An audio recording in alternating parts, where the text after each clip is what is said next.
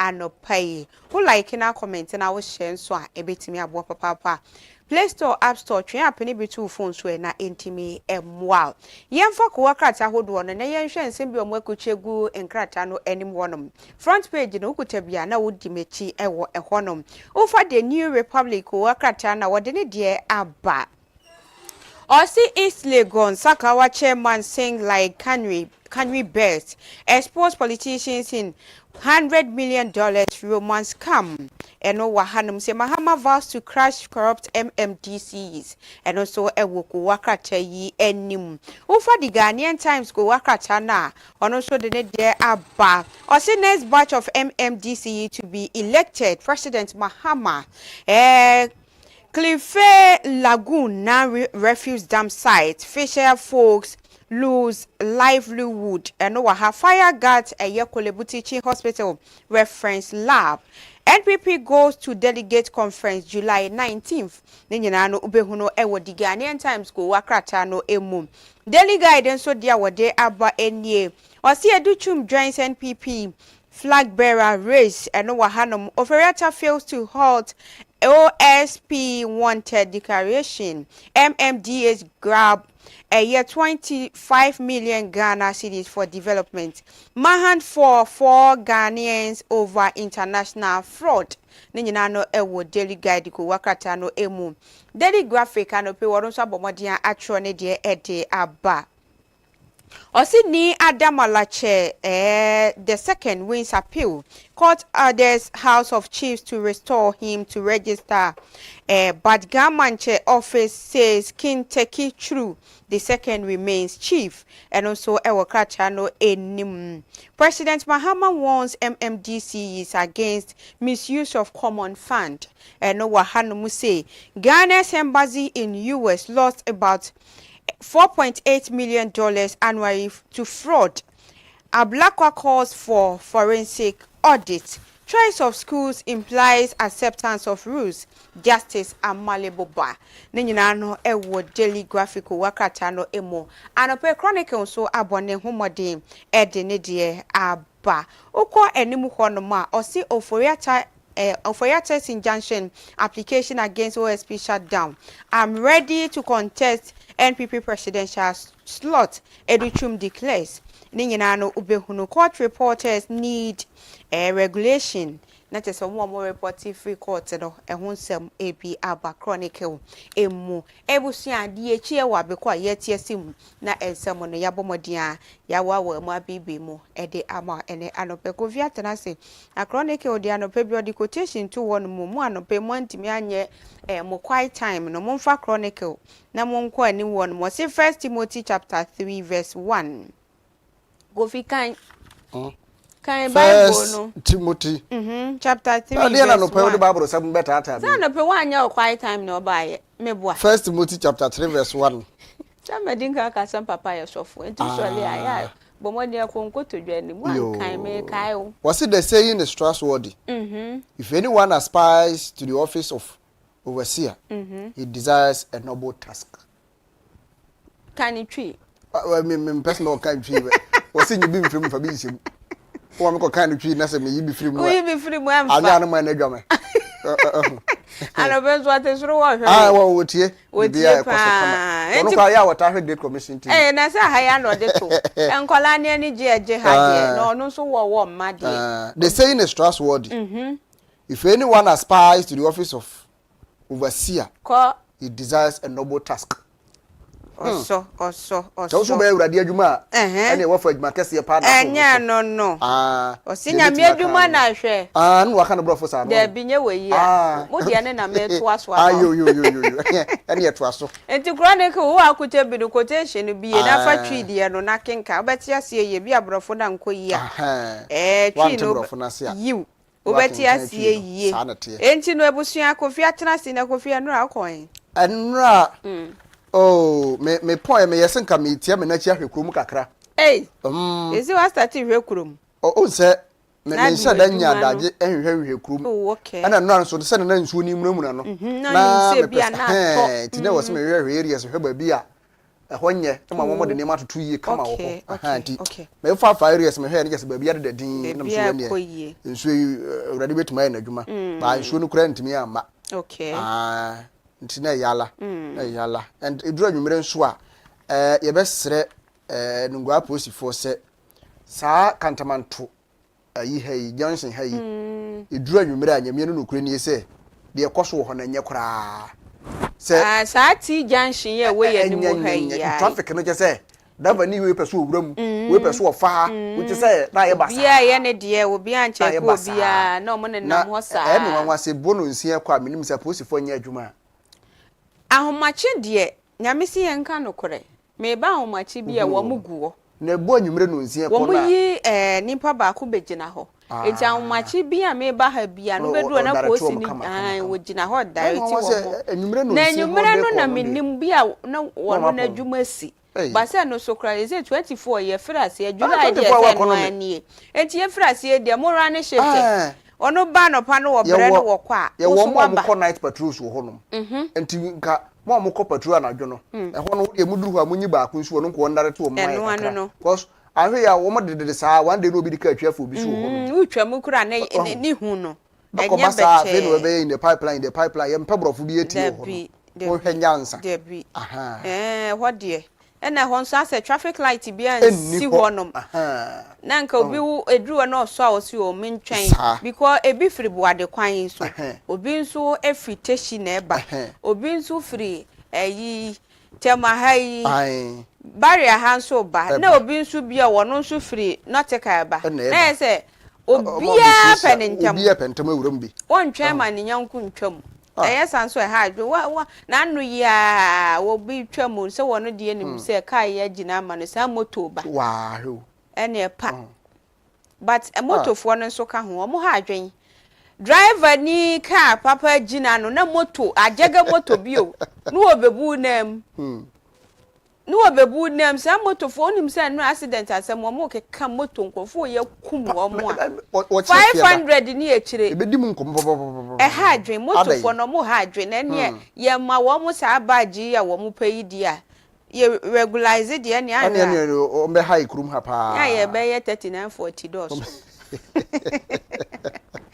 ko viva ye ko abjama yenwura ma no payi na Democrat ano emu ensembie ene ya boaboa no anopa ye de eba besonwo ebewura mu na fe ya sase free delegate Democrat ano emu na ensem de bi wo mu papa ya anopa yi medi ni nyina ebrewo na me sase Africa ta fan ye toso miensa delegate Africa ma ne boy ya wo bo ekire se soafo ya kane na wo hwe o man ye nguma sua so akwa se wunim no ronyamfo doctor wo se ye wo na wose okay TV nko ade we kai no wose wono no wotewa se MPP mpenifo esum mpenifo religious leaders afei nananom mpenifo traditional leaders ahodo se na wose so okobi aye no se mekohia so MPP frabera CP pribi no se sa na ye so pribi anu wose ne wa krado obia ono ade ni tirimu no nkompe but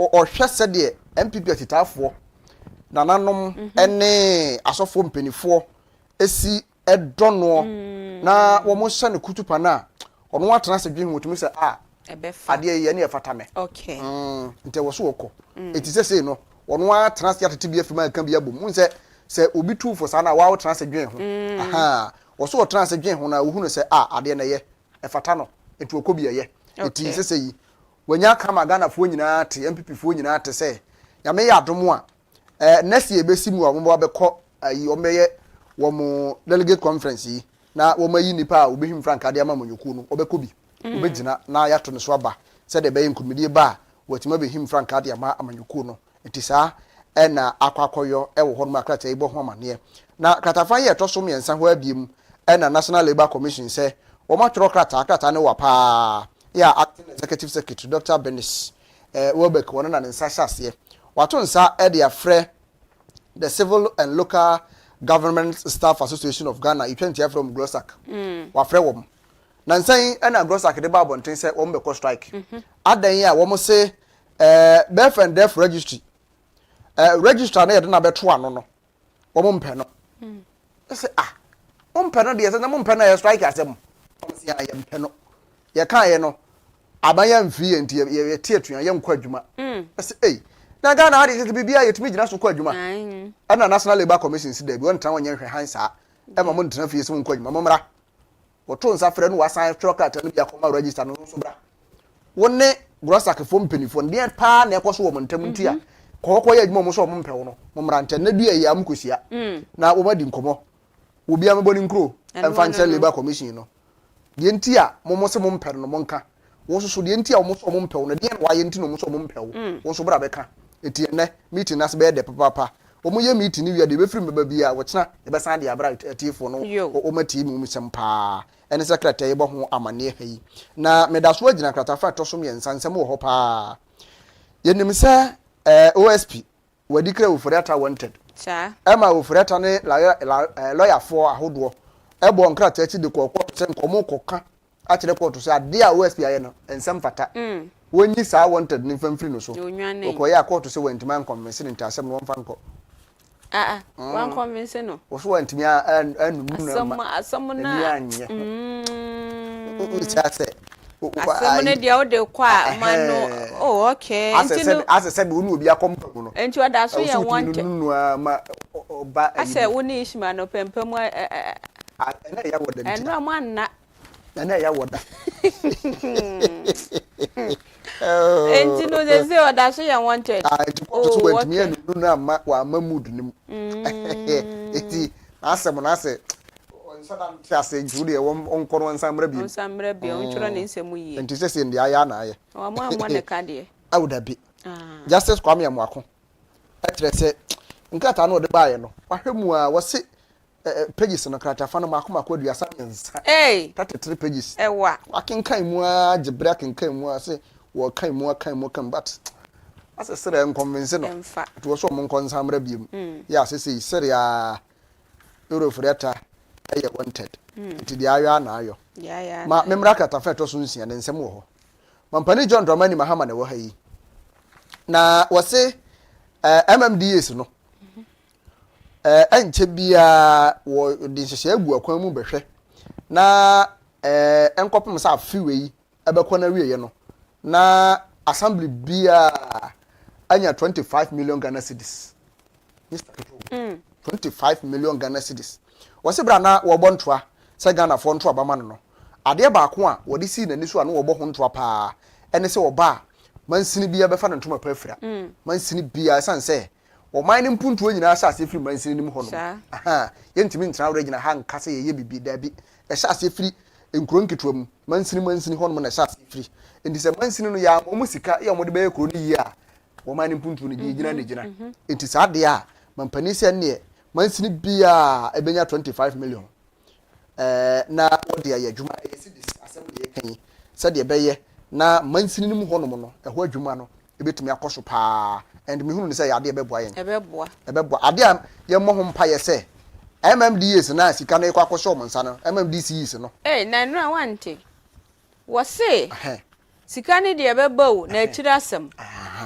obi koji afi no wo be ko vacation wo se hwe na o ka se ora na ye enkofuku obi dia eyo bi a enti wo wa ye be declaration no kwa na emede no o be ba ye be ba se ye be u be bebu akonta sike wo de kwa ye den o se media ne de ase na me yere ho mfa ne nti no me de kwa ye se adwu abansika no de kwa se e wa na kuruchinga be fa o ebe bisa wo say sika no bua ho konta kire wo don sa fa tiri ho a akutenga wo ho ye me di aguro resetting agenda no hwe ye ni abre ye reset bibia sa pepepe na we no se de asset declaration na balance sika yi ba mani age pa mani age pa ko be tire de wo e bia me di MC na mo pen yi we di we no atopen be enum aka ho a e was e bisa questions sa do wo sara de ba but ebi ana japade na waye na salary ni ntimi anya se japade no na was bisa question because 25 million e ba ya no de wo akatu aya ya atimi kukuru hotel mu na de si ho abrosan ebi ni mutimi kukuru so anya abrosan ketwa bosume miansa wa wie obi basi atwi ho talazo bitimi di you understand this mfie nine pe ejapade a wo ba ye no wote wakra yem behyew aye timu ni krem asset yempe watimi wakame bi asem afi be ye timu me ye tie ma asem yi bi ma me ntoa so na katafa to so nsia e wo guard mu memumu na yenkoye nim asantema nyina awura wotumfo se tutu aba bi yoto so mienu sese no nyame ya adomo a bosumi ye wo mu jun ya bosumi ye wo hwe animu a se Eswatini kenna nwati yoto so miensa ebeto be piem e wa asantema ntem wo ba nsrahwe okay na sansrahwe yi ene nam so ama keme ese dabi wo man transem opem so animu ase dabi enti saa de anyame yadom a memende di animu yayi ochinachi ya efira no pa no nsia kopem se premo beto mo bia mi yesto ye prapra krum siesie krum kama ama krum ate ba bia ye hwehwem sanse opem so benya hoho say one day gentle ana ya dia best was wo yi Eswatini so wan amma mu mpra krum on se Dr. Amakohene baaye as original minister no ade ba ko isi na ni so pa no ena Kinzuba nso be kan na ho no Kinzuba kra de ono akasa si form kita praye a wo pra krum etutu mu say ade o motaye ba we no be extraordinary because of so opem so be ho asa yi Kofi Anige be ba ne nche ene me say me describing brass be twi carpet so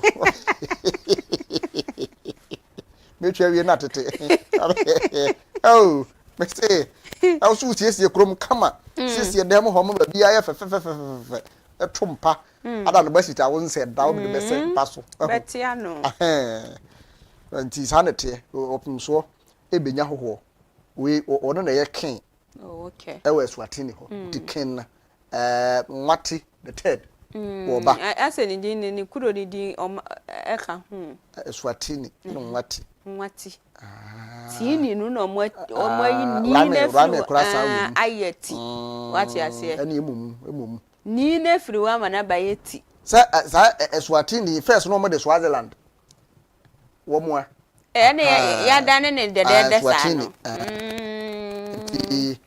head of state and the king of the kingdom of Eswatini omo nyina e ba Ghana okay timutumu say omo ya hoho mudu pa enti ena Kinzuba adarete se munsisi krom sanse wopum so we receive ya hoho crash ayi man boni o na me da so agina katafe to so nsia enkomo ho akwa me Ghana police pa me say Ghana police oh meko police anche bia admoni mo ya de o yemfa debi awu eze yemfa nkofo biem me nkam akromfo nkwa na be kire wo mu wo de mfa me nse kono sa me say Ghana police unko unko za kwache konfo bi ma konfo ne nche wo na ani enko mehwe me so say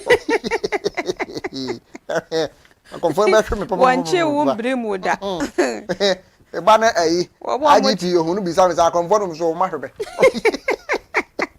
Mose me kwaya de na nso no mantimi amfa kwata anyam kwan na police for work te krache divisional police command omso mo te wa na no ma bi bo hegu masum se ka bi na nam ka bi ba enema wo mu ko he ka ni mu no se kai Yakubu Yohani mo fa mo ko do no meboa yin wa o munyina sesa o makode sesa o manema sesa wo gut tana ka mu tipa no mko si asa ka na e ba no o mu si aka no a John Zable 34 years azobi Meswocho wonu so 24 years wo mo ne take anim ese na de 20 ni nko a wanyia na 30 on say ya mo ye parkway aha and wo parkway where wo parkway no say mo ko he so aman ye ko the next town na mo ko ye den wo ho afa die Zable na ne kasa do so akoy go explain tire why explain nia and aban say si form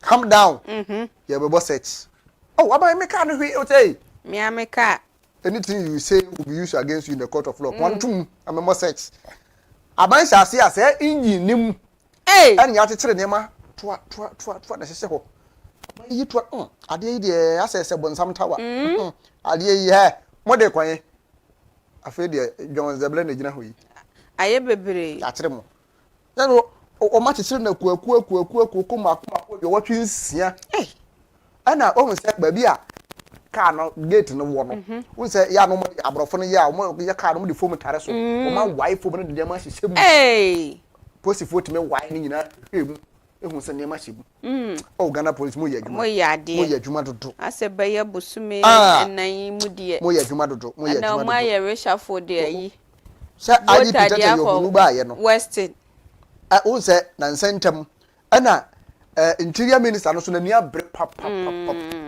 muntaka on say nansan what the directives bi ba ye say commanders na wo mining areas no yenyi wo mo na yes so what kura should be afe afe pepepe ne ye nsakra mu wo kɔ ha we su bra ha anya sa na mo tena ho aboro sa afe mfie mienu na o mne kuromafo na ye namfo o aban we ye na sa ti sese no ani bra ba papa mani bra ba town nti no ya kyere wom krofo mienu ya posifo susu se saa aboa na o ma kyere no ye bonsam taa bia eti sese no nkrofo mienu wo hwe delegate mu a wo me ya kyere wom abanka ba guom nsayi ɛna enema ya roba o ma kyere de wo twinsia no guom anim Kofi Kenyatta mo se abanka ba ɛna egu nsayi ya kyere wom omo ko next time eti sese ne ya hwe mu hunu se mo no just say abom say e bonsam taa nkasa paade a ne ahwe a 34 years obeko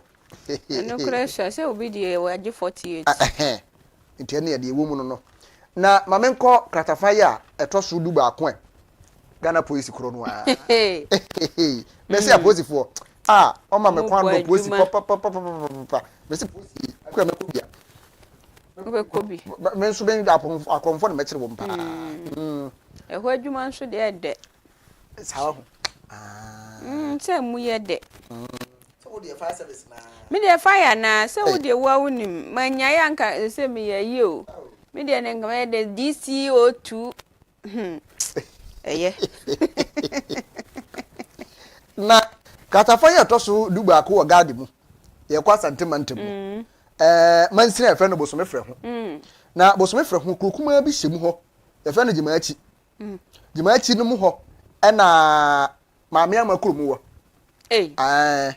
na maame amakrom ɛna Jimaachi electoral area ɛwɔ eti anamo brada yɛ twa mu yi ɛna Jimaachi electoral area asamre man orinyamfo azekafani ɛsɛ ana dwobe ɛsɛ no mienu ɔmo da hɔ mo titen adobi tuna kati ada bronya nsu ye de awie bronya ye de awie na ne ya da de ma na di birthday titi wo so ɔmɛ na so ne ɛsɛ etuo ko no te sɛ wɔsɛ ahema akye no ɛne emrantie ya ma batie bobɔ kantinkanti bɛ sɛ nson kita akonde bebo wura mu so mu sɛ hɔ ekutu wo si fon kɔ hɔ bebo wura mu hɔ ɛde titi ewura dan mu a eti ko ba sa no na openi ba kwa yese ye fe no oben ono oye kuku clerk o to kuku ibi o maluti no ma buntu aku no ai ti aposi fo te ya no se kai ya me hunya ha me se Ghana police Ghana police bedu ya kromfo e beche so me ye branch no se ya ji piri yo honu o munnim ye ya ba kikiri kromfo bi no kana no mo mawu se waku ba ko na ye dim ye no ateka kana na o mafiri mu enti sese posifo ni abre a enkaifo no o ma edu o ma kawura o mo hwehwe mo den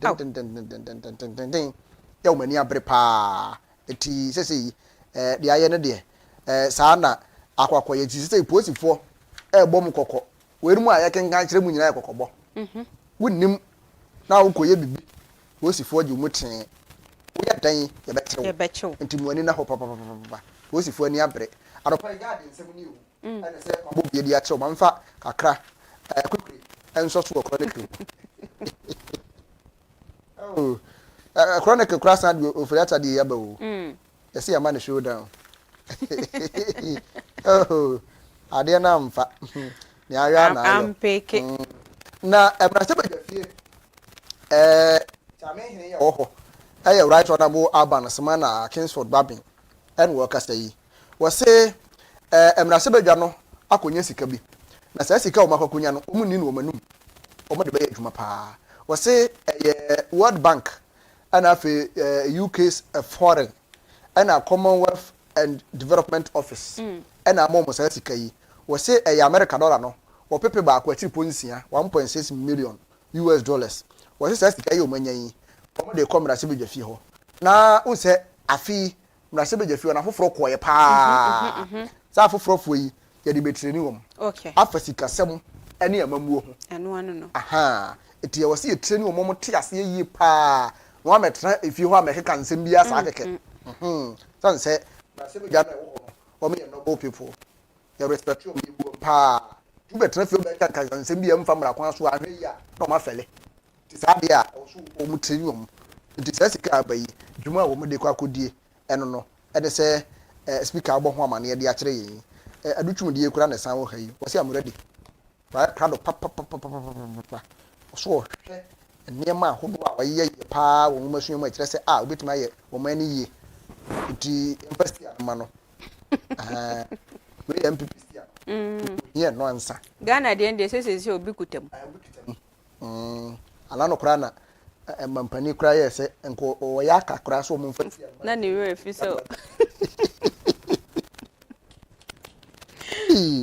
mampani tumi turo jabo oh osi nko wɔyɛ aka na okuta yi wɔsi fellow Ghanaians so say me kai fellow Ghanaians sɛ mama kai asɛ me kai ano bi din ba butirim na saa nso na krata na atwara ama me oh asɛmu na chronicle krata fa yɛ to so me nsa wahu say ajajefo a mampani bo mu din yayi justice Janapari Azua Battles Kojo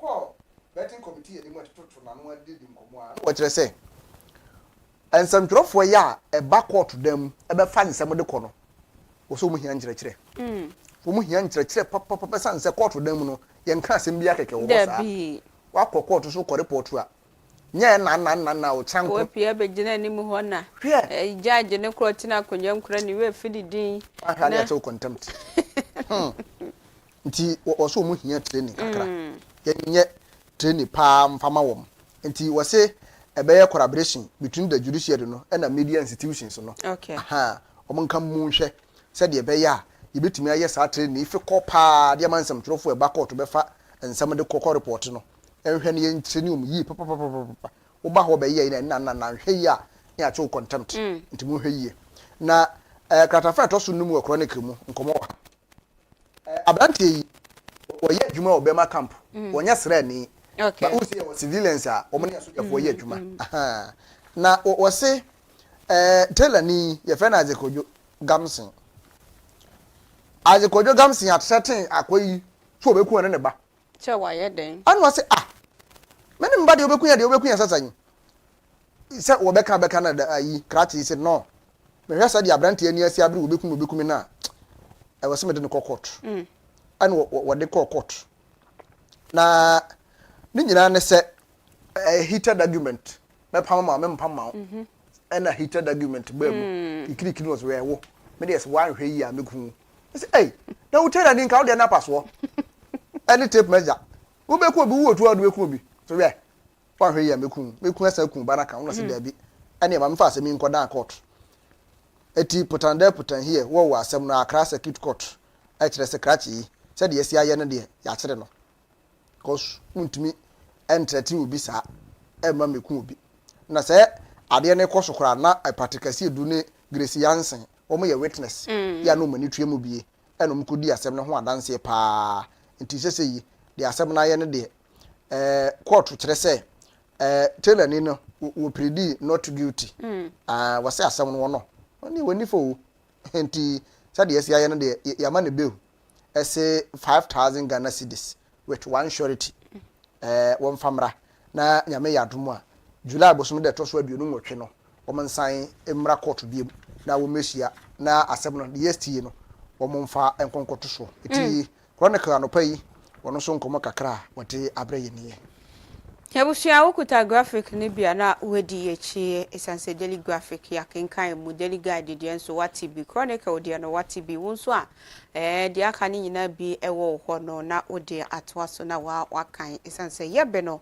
ayebe ebusua na yebehwe na yetwa ye ho akọ aba na wotwe abayi wado ebetoa so ede ama kofi asempa omahene obetinem ede beyi wa no ede asomo ko Facebook na hwe like comment na share na fofon so enye bi ehwe Play Store ye wo honom App Store so app ni wo honom obetimi atwe bi ede atu phone no eso Uko YouTube nso a Great Commission TV GH bo yedemu wo honom ubetimi ahwe live ewo ehonom yetwa ye ho tima akọ aba ye ba beyi wa no ebeto so dia ma bomodi asa obefre ofra atwe ho fri TV ne ho yentie wo kasa eno ena ebetimi aboa ye meto ayampia emedia tem ye cheche ya adwen omangana amagana ye pese ye san echichire ni piem wonsom eno a nipa ena ye ne no ebesom ye bekwa ba wadwen kire ehia ye ba sesia.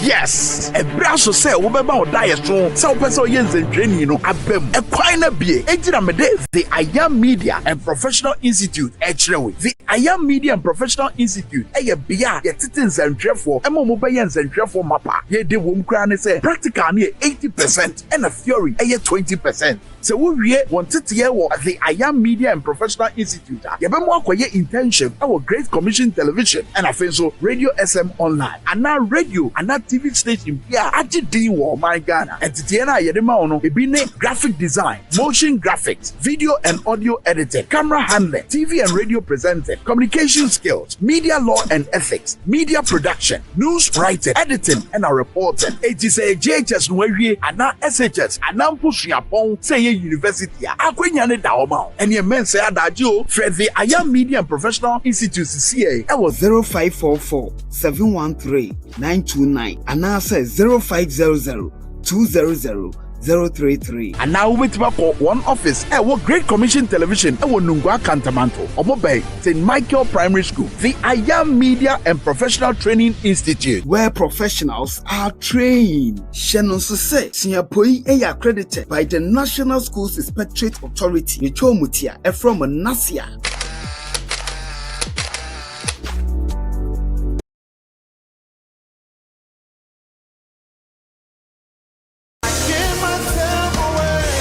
Hallelujah, Nyankopon tumi wo so. Nyankopon wo sra e wo so na se wo pese wo kope emu nimdie se ne be ya betuma ye adwuma wo wiye brei mu a make Kamfo Center for Apostolic Ministerial Apprenticeship kama ene dia mawo. Center for Apostolic Ministerial Apprenticeship esi Apostle Joseph A. Jackson Sreso pe. Ministerial training courses ahodo pii na yeye wudi dwuma bi ewo Nyankopon fie na sa opentete a apostolic ministry training ewo homa o yeye prophetic ministry training, pastoral or teaching ministry training, women ministry training, youth ministry training enso wo ho, Christian missions and church planting training, evangelistic ministry training enso wo ho, eldership or lay ministry training enso ewo ho a kama for eye ediama wo kama ewo Unique Icon International School a ebe Royal Ravico Hotel ewo Nungwa ewa Kraheya Freyen 0500 200 033 and 0246 819 345. So what bejen tete ewo kama enyema we bi na osabetumi aka ministerial license any credentials, apostolic consecration for apostles, prophetic consecration any akeka hu nyina won sabetumi aka bi. Center for Apostolic Ministerial Apprenticeship kama where servant leaders are trained.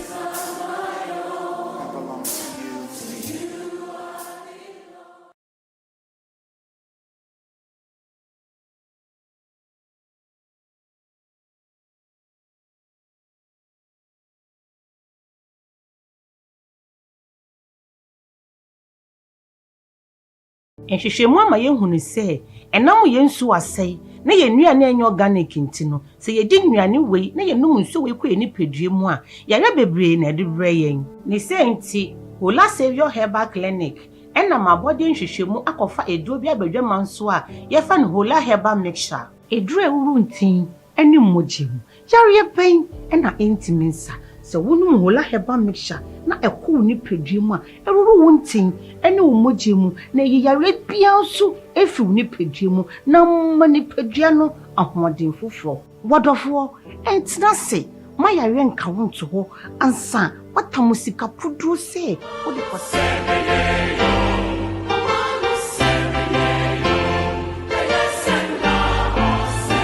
Para busama memu akwa babie mu na enwuram sanse yebedi di oman mu nkomo kakra na akoye nim sanse se wo hwɛ se de niema sitie oman nim eto da bi wo hɔ no mu a na wo ka unhunu ne ka sanse niema ai bibie wo hɔ pa babi adri be you ano segment no na yedru mu ya yebedi di nkomo a dwumadi a oguso ehwe no community watch Great Commission TV eso na yewram na yedidi nkomo no efe mama hene Kofi Asempa anopa yi yebedidi nkomo kakra na yesua ye ho ade na fe apensem bi epomasi bre yeto omayimu na wo hwe ewiase amaman ya hodo bebre a kama yese oman Ghana ye de esronko kra yeto omayimu ena yati bibia ye fe no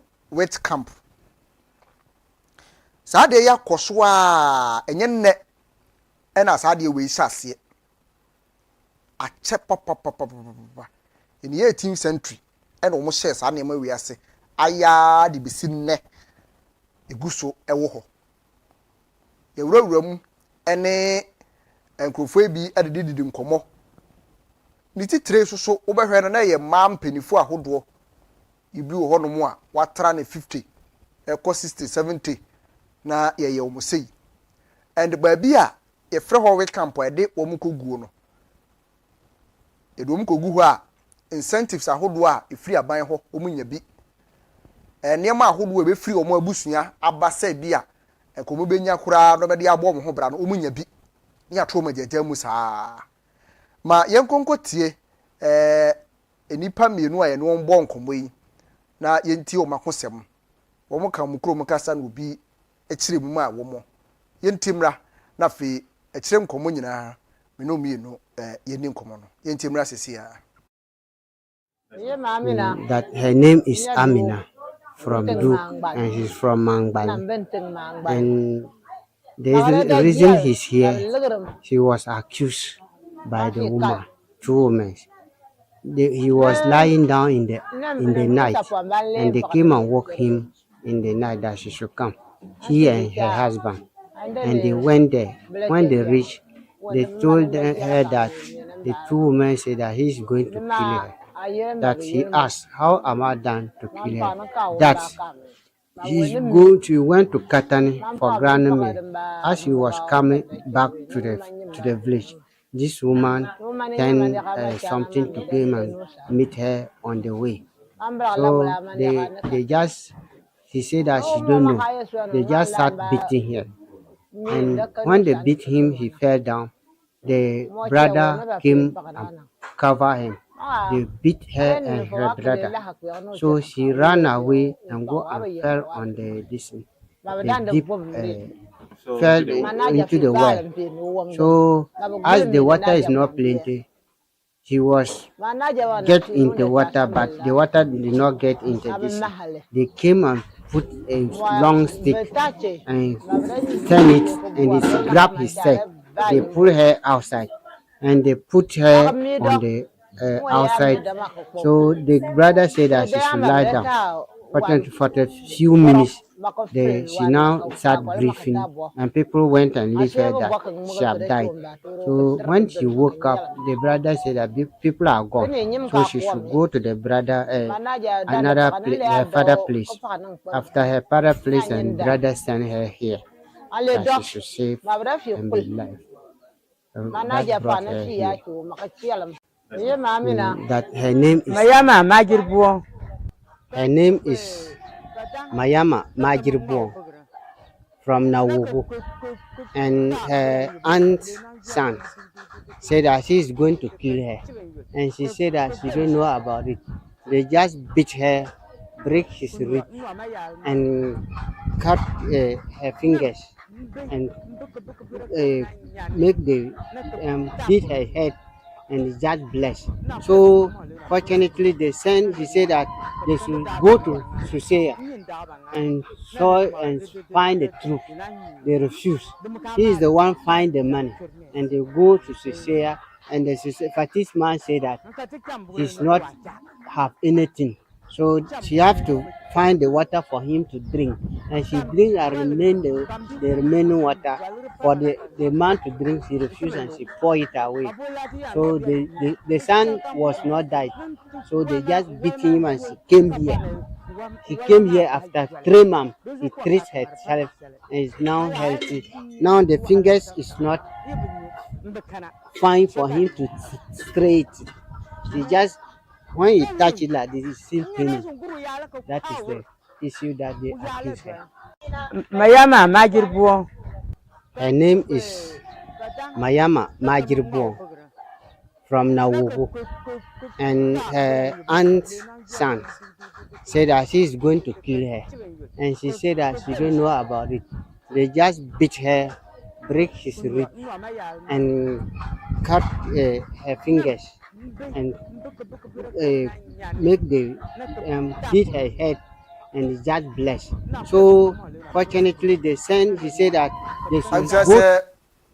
O share video yi ya egu so etwa go screen so a egu so hwe yi a nipa yi a wo mo kasa yi eye ma bia ye de omo akokogu the said witch camp ehonum yori kan kasa yi se wono a ne nua ma mi no na be twe ne fom bro no so ye bayifo e de na kwakoto de wo se yelo a wo kasa no so se ono a ne nua ba emma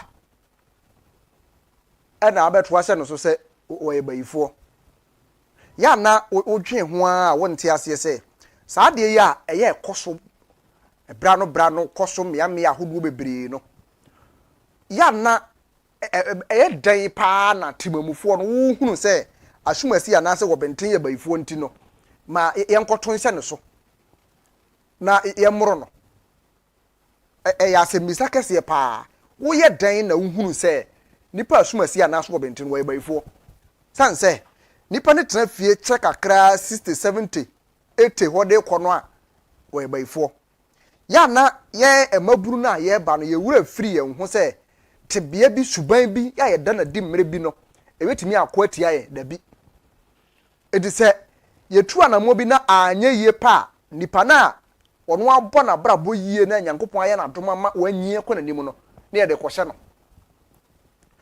aweho se ma wo mu so no se saa ne ma nyina na dodo na mu no ya na tifido mantemu ne koso wo hwe eho no mu a ye wo be se comes ahodo mako be se 7 ya 2014 aban etimi gina na nam gu ba ko ni nyina gu atifido mantemu ho ye wo gambaga which camp ta e wo no wo ho ya host ma be se over 25 kura na akire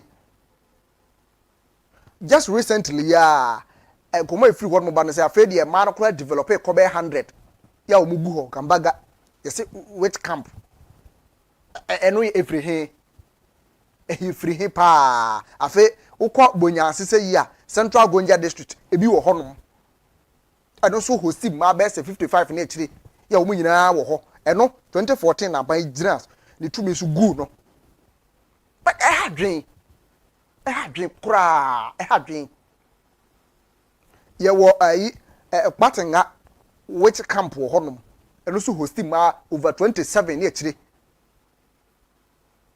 Uchene huna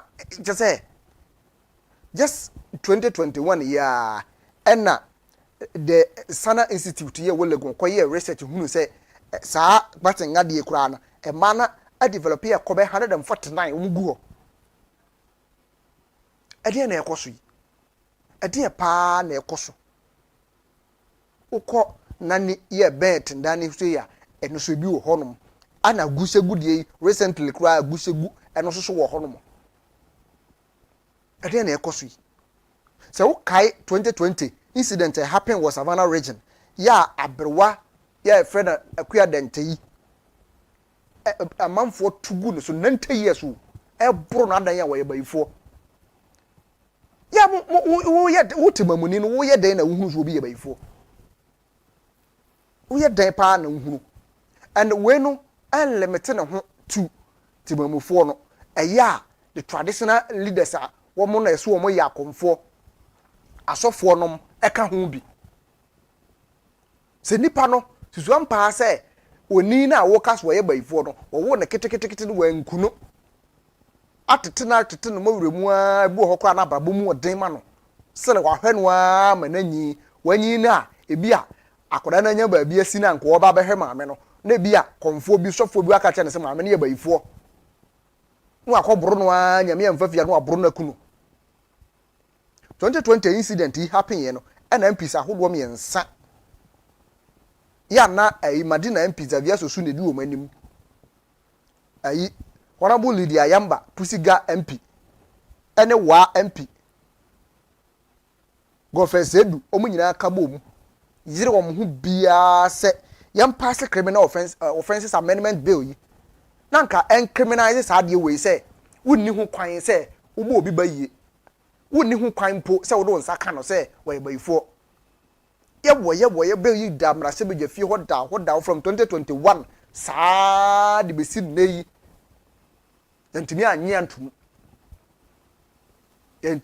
antum the then administration sanka president insan keke ne anye ntum no anye yie ebesre aban fufuro ya abai aban ba ye nche but ebesre se ona bo ya via so sunsan pagya sa abai oyibiem no mo mpe kwan fufuro mo de be fa so ne anyi sa de wemfi because ha dwen papa sa innocent so bi e wono tene ba bi a wabone bra ye nyame aye na dom ama wanyi kakra no ne ye bone ba yie ewia ne ye na kwakoto ba bi se witch camp ese ho de abayifo nko na ebu ho wo ye den hunu so mo ye abayifo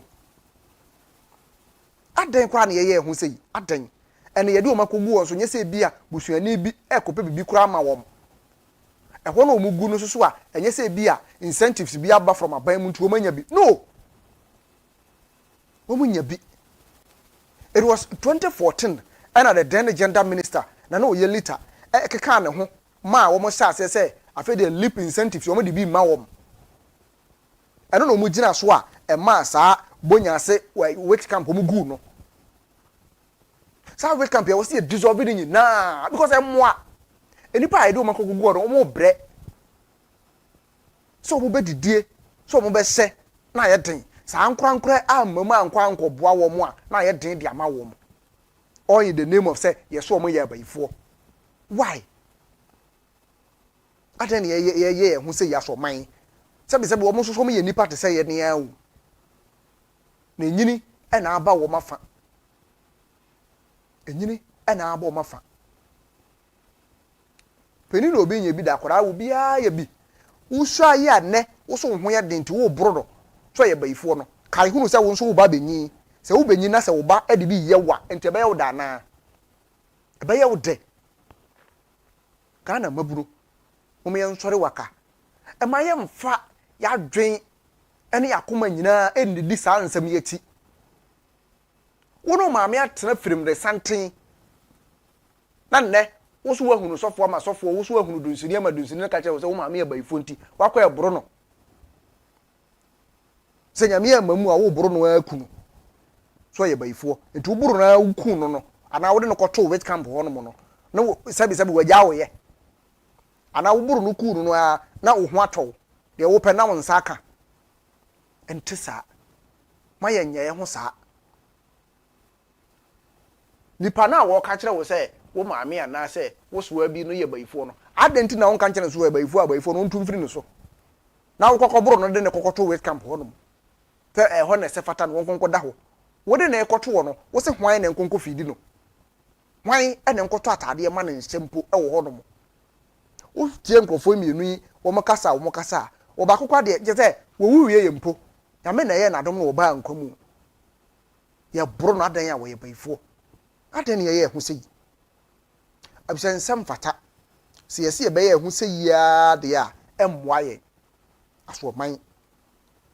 What I'm hoping is that this current administration yi MPs ahodoɔ mmiɛnsa a ɛpagya saa adeɛ yi, and I quite remember say time a mampani bobɔ bodin a na yɛpɛ or power appointees ahodoɔ. This incident Honorable Lydia Yamba erezi ɛwɔ parliament.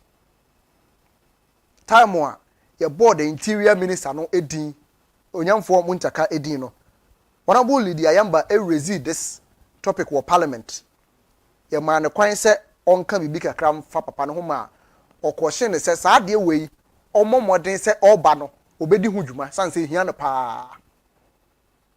no paa because ɛha dwene sɛ obi a nyame ayɛ nadom na ne mfie akɔ n'anim kakra yɛbɔ ne ba yie so wɔ yɛbayifo sɛ yɛde ne yɛ tam ne de na akɔto keke kora enken ha dwen yɛbɛboro no a to such a sense sɛ ahwɛ yɛ nyame amamu a na ne nkwan yɛ firi ne nsa in the name of say sɔfo bi maalam bi komfo bi aka kyerɛ ne sɛ wɔyɛ bayifo. Why? Say yetimi agye saa amra yi atum the Criminal Offences Amendment Bill yɛgye tumu ɛbɛka the Offences Act no ho a enka saa nneɛma wɛ nyinaa yɛbɛ criminalize no, but yɛnya mampani at that time wobɛtumi agye atum yɛyɛ bill yi wɔ mmarahyɛ badwafie ma ne da hɔ da yɛtwɛn sɛ mampani wɔ assent to it na ɛmɛyɛ mmara anyɛ possible yɛanyɛ ntom anene aka ho ɛna de ɔmanfo ogu so ya no mo yɛ de ɔmanfo ogu so ya no mo yɛ because sɛ yɛtumi pass saa mmara yi ma ne bill yi ma ne bɛyɛ mmara a enke betumi agyina saa mmara no so na saa wait camp ahodo yɛ dissolve ni nyinaa ama saa nipa ya san ba back to the society because say ya neglect wom obi mfa wom ho sɛ nya ankora bi ɛna bɛkɔ so wɔ kɔso ɔmasena yɛ wom a na omugua na omugu hɔ de obɛda hɔ a obewu no awukɔ adan they are humans omo so mo yɛ nipa te sɛ me no mienu ya na sɛ mpo susu ampa sɛ sɛ honhom bi mpo na ɛwɔ ne mu a nipa na ɔka kyerɛ wɔn mesi adan no no wɔn ka nkyɛ ne sɛ ni wɔn tum firi ne mu because oyɛ wuni wɔyɛ wɔsewa bi eti adanti na maalam ko sɔfo ko na ɔka kyerɛ wo so wɔ ibayifo na awokɔ boro no wɔn ka nkyɛ sɔfo ne sɛ ni wɔn tu na ka ne bɛn wo ho na emu mu kwakɔ boro no de na kwakɔ to baabi ensɛm fata wohwɛ ani ya yɛde wo mo fam ensɛm fata enya kɔnɔ hwɛ nipa yi a wo hwɛ wo mo on your screens yi a wo mo ka wo makosɛm hwɛ ɔhaw ne atete a yɛde wo mo fam ɔbaako a wo pagya na atade kyerɛ wo wo se yabo na ama ne mfe ne rep abu adan na obi yɛ bayifo a wo boro na ba yɛ natukɔ wo boro na de nneɛma bobɔ na ba yɛ natukɔ ana yɛ ɔhyɛ yellow yi ɔno ɔso ma bo na ama ne nsa bu ne finger no abu ama kyɛ sɛ finger na ko a wontimi kora ntrim adan ne yɛ ho sɛ wankasa wo nua nipa wo de wa wo ho no wankasa wo ho no wo yɛ ade mpo na wo nsa pem ade ahwɛ sɛ de sitie no watwe aba de bro maame pani sɛ wo yɛ bayifo adan ebesre Honorable Xavier Susu and the champion is ade ya nadawroma. This is the time of fedie ono ana banyaba one champion biem on pagya biem said the beya the Criminal Offences Amendment Bill no ebetuma san pagya ne biem sade we yenyim firi wo mamu san se emmoa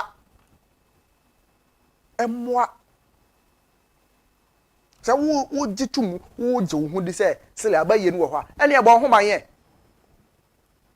na no agye sɛ wo twe aba akɔ birim obi so ɛ wɔyɛ bayifoɔ saa na ayɛ dan na deɛ no wanya paa de afiri mu ɛnyɛ akɔnɔ ensɛm fata ya so man kura deɛ yɛyɛ yi yɛde ne sɛ ya hwɛ wo hwɛ 2020 the incident happen here maame akuya dented 90 years na mabura tuabu ne so ɛboro no adan ya wɔyɛ bayifo Look at that. Ya na magana mabunu bia mo yes ade we ya de temu nia bada ye kakra wo hu. Tempo sabe maame a obetimi atem wo awowo. Awo ye ne sei. Ya na I don't blame them. Memfa blame ni nyina mo ni nyina free Ghana ya sofo no mu bi. Adusifo no mu bi, malamfo no mu bi. Ana sabe o mu di sam freni masami. You call yourself a man of God. Ya wankasa trone kita wo no. Trone e ka kire wo se obi e baifo ya nkwohwe ni nkunu. Aden ne ye hu sei. Aden pa ne ye hu sei. Kana mabunu. Se yesi da ne da nyina ye de adwen ne yakoma bema asofo no mu bi no mu e wo mayimu no ma ye sei ya. Enom ye ne be famara ho because maame na wo bu no no. Wanye hwe.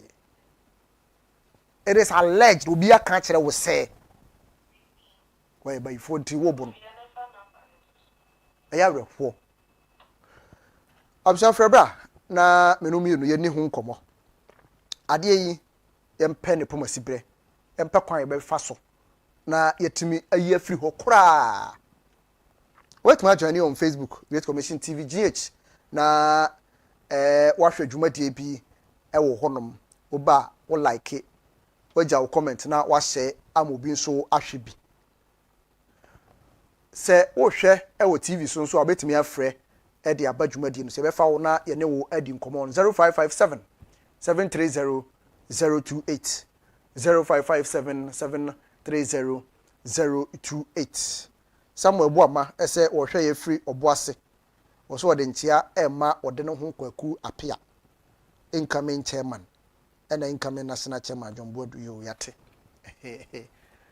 wait me ajoin Facebook Great Commission TV GH na wahwe odo comment ya na ya kenkan kama e de ama wo hwe on your screen say wo fie so a 0557 730 028 0557 730 028 yedi nkomo e de afa which camp ahodo ye adoso wo mayimu ye buru nkrofo ye buru bi prawom ye buru bi kuwom adan ya in the name of say womo ye bayifo. Good morning udini babia kasa free Dabi wantimi anyina so 0557 730 028 0557 730 028 Febra na yenim komo sa de yi a ekoso wo mayimu no meyiye pa se unhu bi kura watete bibiri na wo hwe news a bibiri na na ekoso pa wo mayimu in the name of which camp obi e before ya bro no obi e before ye yi na frifie ya pam na frifie enkosi da ben na e be jai sa na ye 557 730 028 Febra ye ni ho nkomo sanse sa na ye ya ni titre Ghana mapunu bi da na die no ya na nye fe ya na nya kono e ya hwehwo papa se ye beye ye ho se nipa wono watoto na niam yi anyame aye na dom na watumi anyi akona nim ni mfi akona nim ye de na si we boro no adan asese bi we bayifo nti anya kono ensem fata sa wet camp ahodo nyina e wo se ye dissolving in nada sa nipa yi they should come back to the society say currently they are neglecting them yem fa mo nye hwe yem ka mo me yen humpo adenti na wo se basa adenti na wo se basa enya kono and I'm hoping say the Madina MP Honorable Xavier Susu will champion this na bill like wo ho no yensan pagya mu bi na yenye ho adwuma se de beye na enema betimi aye kama ne yi sa ne ma nyina de afiri ho san se emwa wo emwa amanfo maamenom amanfo sewanom wo mu kuom 0557 730 028 0557 730 028 ahoma ne efre bra ye ne ho nkomo san se de e koso yi emabunu ya eya moye saade we e bisa mo se so obi ya bayifu a wo de wani hunu ana dabi ono so ntime anyina so. Good morning, wodi ni ba bia kasa free.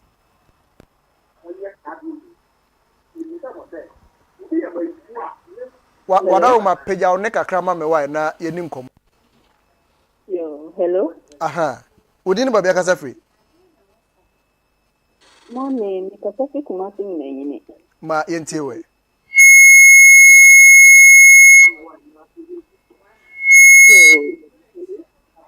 Ma wakana. Yentie wo.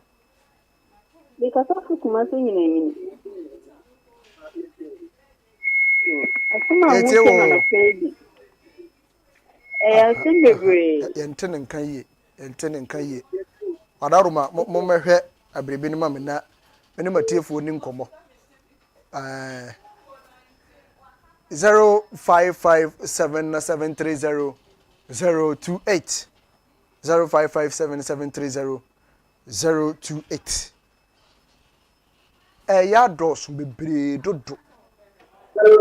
Good morning, Udin Babi Akasa free.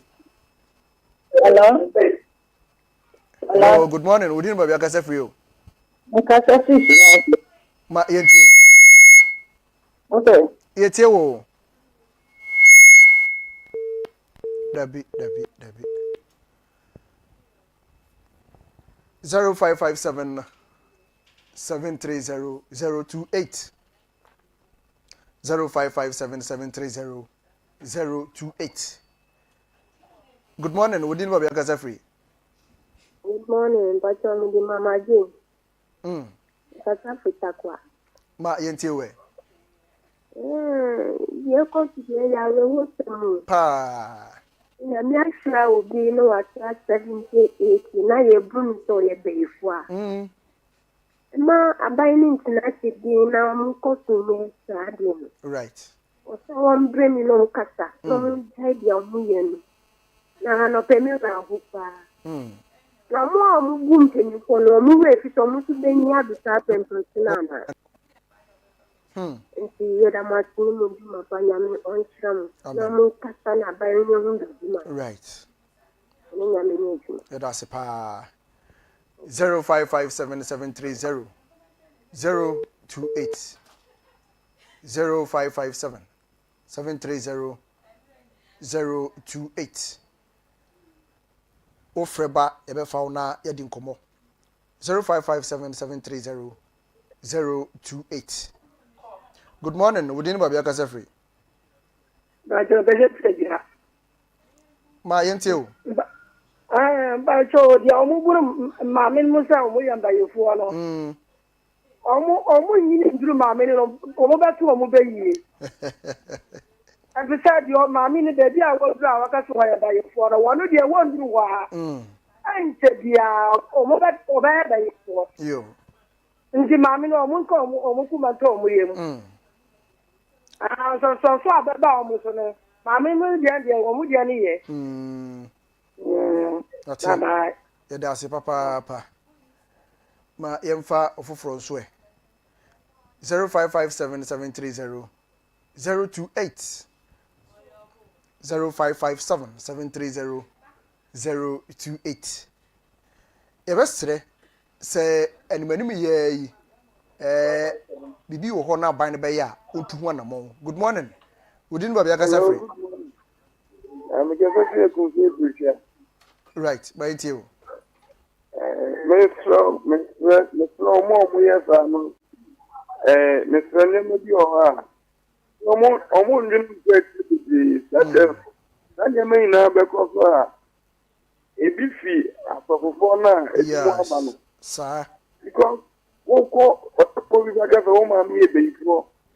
Oh, papa, no, you rest, you say, no, Bible says, I go home writing. Because that one, and the master of more, yes, I know. I almost say I will follow my own. Okay.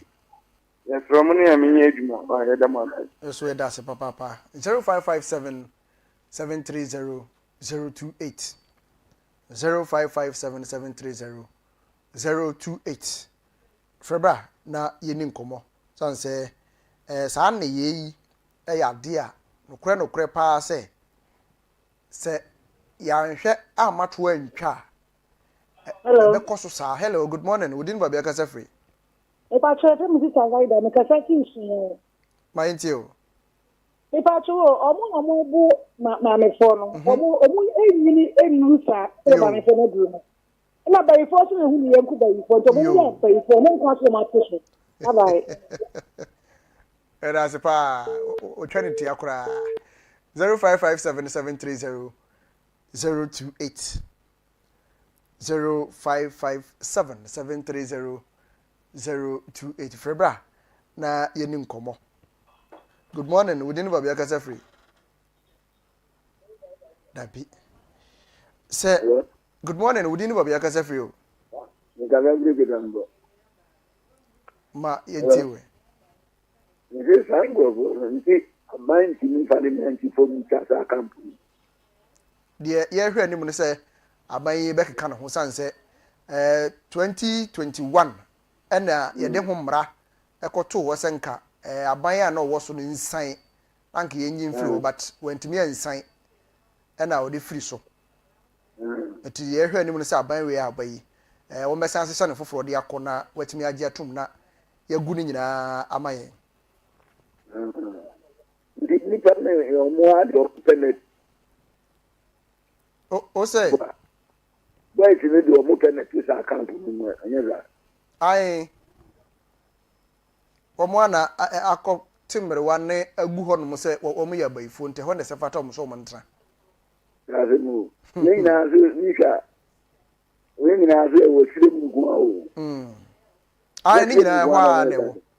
Wa Onda mo ri wo mo ngamra. Onda da wo mo ngamra. Wa na ni nyina agu. O ngamra. Do ma gini o. My info for free. That's right. 0557730028. 0557730028. Febra na ye mfana fe ye nim komo pa. We are hoping abai we good morning udin ba bia kasa free. Yeah, good morning. Udin ba bia kasa free o. I'm Kazafi, person of the voter region. Okay. My intiwe. Yeah, I'm Bazum, Mariam, you know, program, no. Mamu Takase, Papa, Mammy, the poor. Argentina, Tama, Yewamuno, Yanku Muna, or many years now, Makase, either Pana, Mammy, Bayfo. After the Fonsu, Pasani, Osofu, Omutakase. O mami ene yewo wo ba na yewo nti oye befo nti wo be bia oye ma no na enu so e kan na yenu ye taka bra no nti omu ti asha de so na omu ja sa de no okay yes we da se papa abia also friend na bra so bie na ye ni nkomo if say aban we gitum na was sent to the bill na ebe boy pa. Good morning. We didn't be kasa free. Good morning. Poma. We dey asem na mbaga mekakaka. O kan nyina. Ko be yin extra so for ni edi so no. O mo ka ho bi pa. Ke o ku ya bobu be yin ni akwati na anka we yin anka special. If you we na mo na ka so by start say dey come do court. Na me man ko ho so so ndu ka je man so be ifo. Right. Mate yeda say 0557 730 ofreba ye be fa wo na fi ye de nkomo. Say aban adom na o sent to this bill. They say said yes ya kwakoye no. Bill no age say yesan restructure no foforo na wo mo san de kɔ. So honorable Xavier Susu, honorable Lydia Yamba, honorable Godfred Seidu, wa MP no ena the pusiga emrasebenya. Hello, good morning. Hi, morning. We didn't have your casa free. It's so Ma yentiwe. Nina near can a time in the debussy. Ye 1 year Timoa, near the Fassa, near the It's in it be a fan of Pankai, and can it be a money who buy? What more by the never on? I have the actual to meet a pine, and you make your father so. What the home? What Mr. Cramer, a tiny debussy. Because this is an track. That time was I could. And did it be a money who buy? Who buy a wood my engine? Right, that's it. Then I've got a kindness, I'm bamboo here. That's a papa.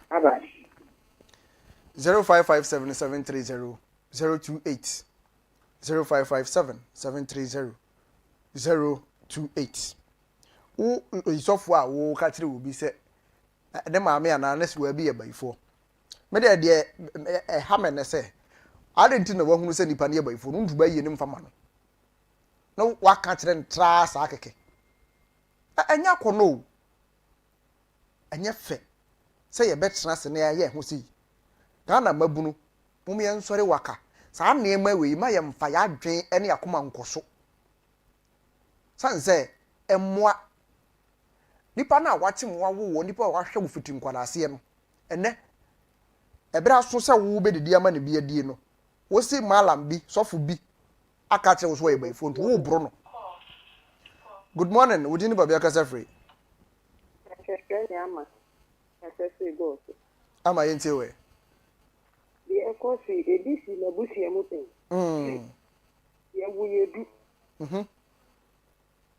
Empanyufo no etinti ko beebi asofo bi ka kire wo mo se ma tene ye daifuo na me ne dwene saa ko tie beebi ni ko nso wuti na me hwe na na me last ma me ne ka de mo be gya me ne hwe kire de ne ko ba akofre ne ka se ne senti na me daifuo ewunya ma ne mu ade na kwa asa de aba na me ka kire se me de mi hin hwe ye daifuo ama me hwe ma me ade ne dai ma me papa nso be boa ya mama me se ne dina ne na so ma no ano mo so e daifuo no omo wu a daifuo na me ko gare wo mo mama wo ma ka mo se o ma me e daifuo no omo yino mo wu a omo se ya de ma me ne ko gare wo ade nti o ye daifuo no o ko gare wo mo wanku wo mo ani akofo na omo ti bu obi ma me be so papa de ko ni akwa koku no so be ko na sofo ne ma na chi ko no mu didi no ono de onye daifuo yenya ye pechi ni nso ye pechi nkentin ye ko ha enye di ye behu ni na fa akwa ye nti de ni kwan se beti egu ya to ne da yeso ye da se papa ma yemfa ba ko bi nka ho na yemfa nsie ya na ha dwene se obi nsi kwan se enko ba bi. Good morning, wodi ni ba bia kasa free. Hello, good morning. Ya na obi nshawo se enko ba bi se wo kohwehwe wabrabo mu ana wo hyebi obi nsi ukwan na mom wakona nipa no aka asamara che wonje se wo ka kire wo na odimirika abetwe wo ameso nkrante. Hello. Good morning, wodi ni ba bia kasa free. Kasa free sound within the prince. Yentio prince. Como na wodi ne de serious nkomo pa. Dana mbembu won hwe won wusie pa. Bible kaseti asa de na woye ni na. Kodi una ni weje ni na nkwada wale asase so. Nini na ka humbi. Wo yo mama sa imagine say once uni be your peninsula, how did you expect? You know, when you na to yen shilane yen yaman kakranka krebi kwany. You know, bibi nyama kakra meka awawe anu say dana mbebu wan show won su wa asofo hu ene akonfo hu. Okay. Medicine so. But they said then they make that me ma ebi si wo ma bra bo mu da ana me nwe bi da. Right. Me ma me be ebi. Nene de wa bo me ne ni na. Okay. Madam ate na mu ma pa. So yeah that's papa. I'm trying to say and say the Criminal Offences Amendment Bill no. Parliament and sign University Bill. One sign kofa. If say I was some more restructure for four, as I had come now, see with you wa. Or I'm both of you. I know say Sadi and who young pa restructure it. Sign for court. Na president in sign and yen tomb. Na sa wait camp be no. Yen dissolve in the free honum. San say a kunkrofo this year pa. Say the woman could go on and neglect you will be informed. A yard of papa. Yen share Nasa bill no. Yen send ye. Yen tomb the mayemra and famahe. I'm in see our hasi. I may have much na. Friday, a best tenacity. He didn't come up at the afa yama ye home.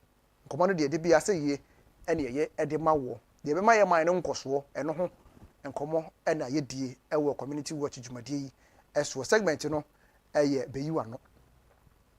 Our Great Commission TV, as for your friend of mine, Kofi, as some palm, some more. Our segment is so midwest. You try home na ya by a bar, and I create a crowd, Robert Nasi, na free or my own come did in a camera, Eddie Abois, young, you try home, try a cabas.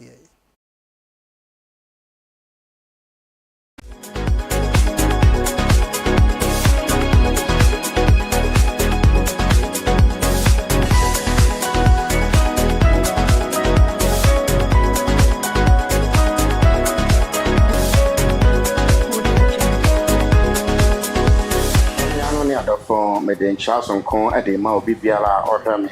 If we a time Herbal Center, many quancher for me day a true time Herbal Mesha, and a time Herbal Mesha, me day Abba Egamason.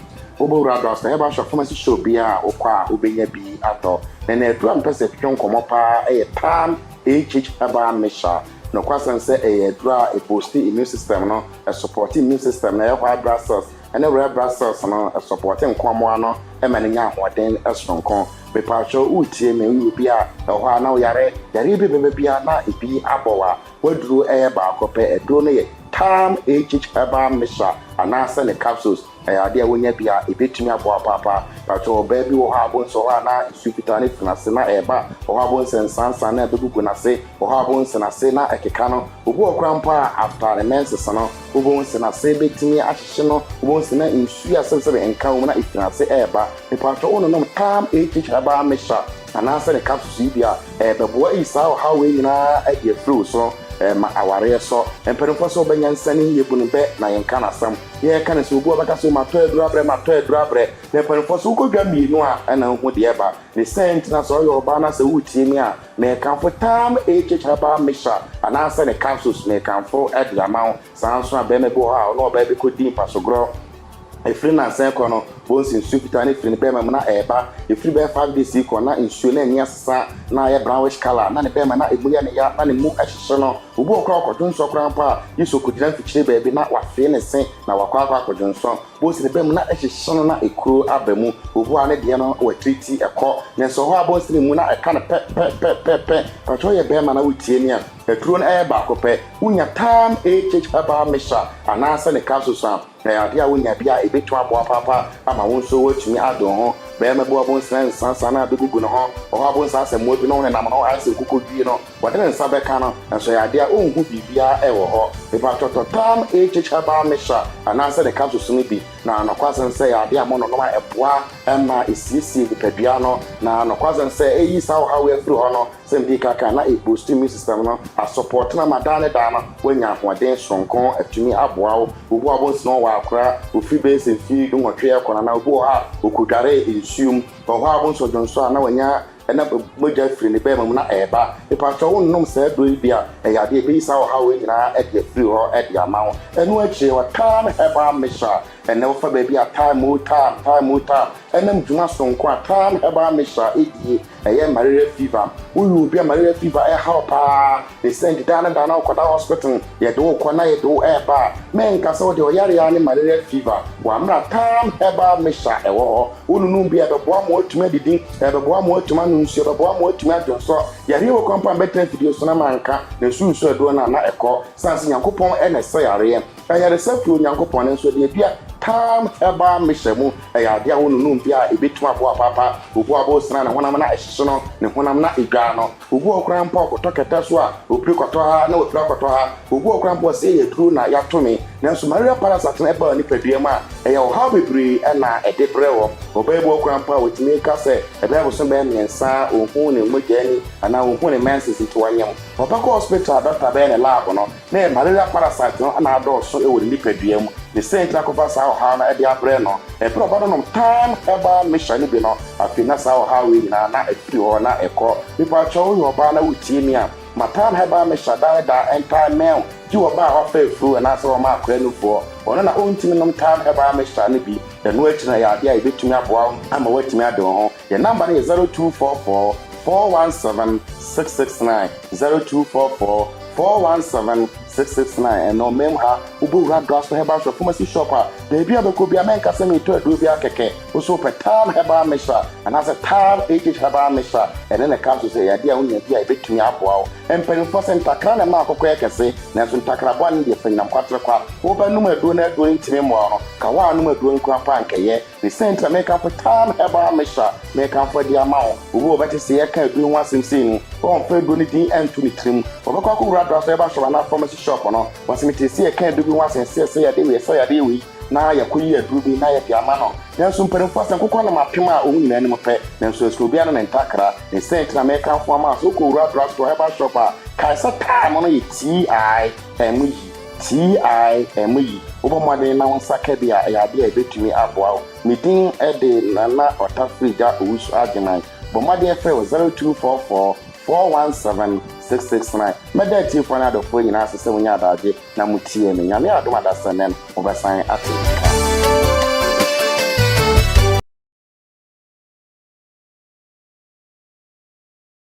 eura ade na to a wo bob na wo wura mu hai ada ndie ya Obeje di se matam sike puduo amo kwa brand se o mami asase ade asase ni mami wi a ena makoso se me kwaye so adwuma me koya nkofo fufro wo so ma me fraza sira no wase watowa ma grofo miensa nti ye pa yenko ni obewi ni no mfa asase no se me gina ha me kanfo nsase papa edimu a entro ni mu azanim na baby obenya sase papa wo betimi esi dan atnam ana aye bibi a wo pe wo mu a ho beto wa atete ni choka bia anim eye Lindom Gate omo wo afienya mataheko mel opposite Nelcon wa omo wo sase bebrebe se wo pa ye factory se wo pa si wa wo dan udisi access we nyantro mi amini Christian Awuni matobi ena masi ena mi di ho adanse Lindom Gate ana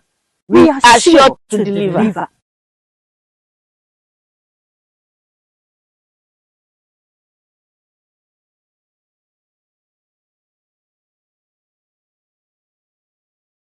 My lovely and wonderful people, viewers of Great Commission Television, it is my fervent prayer that after listening to this program, the marriage altar, you know the peace, the importance, and the love that is supposed to be in marriage.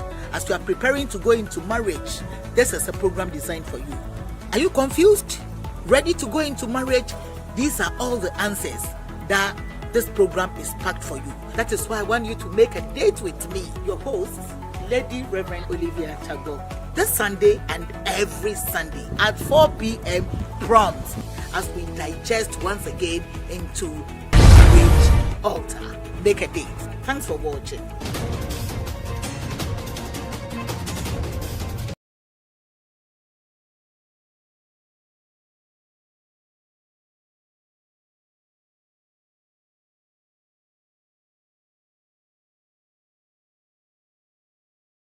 Evradia some jinka obibia or shemi summary ebi a wo bi amenya ntia e de mount onofo e hihye dwumadi kase bi e wo ifidi kase a e great commission so na dwumadi na ye di ne yo sorry ye sorry nyame ye pagya nyame ye nyame kase senya Paul Silas it's show ko to efiase the Bible say at midnight almost sorry now they pray and they sing praise unto the Lord. The Bible says na nyame bofo esane omma nyame ne open BBC wo prison and me some come who because great commission so every Thursday 9 p.m. to 11 p.m.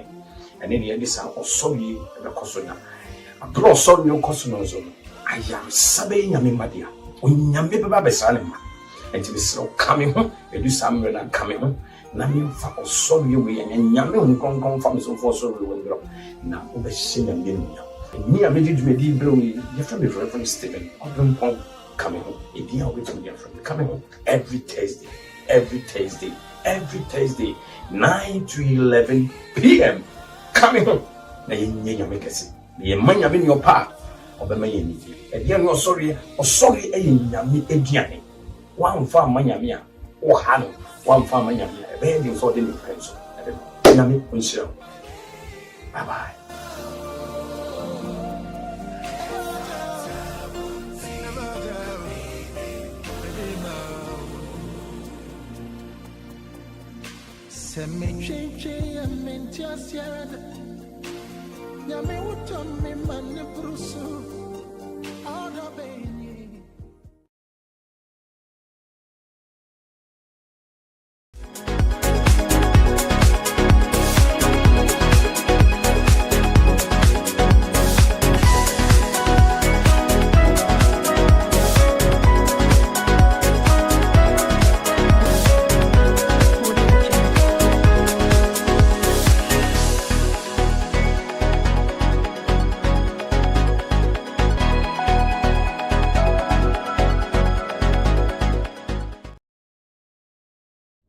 President John Dramani Mahama has directed all metropolitan, municipal and district chief executives MMDs to declare the assets by July 15, 2025 in line with Article 286 of the 1992 Constitution.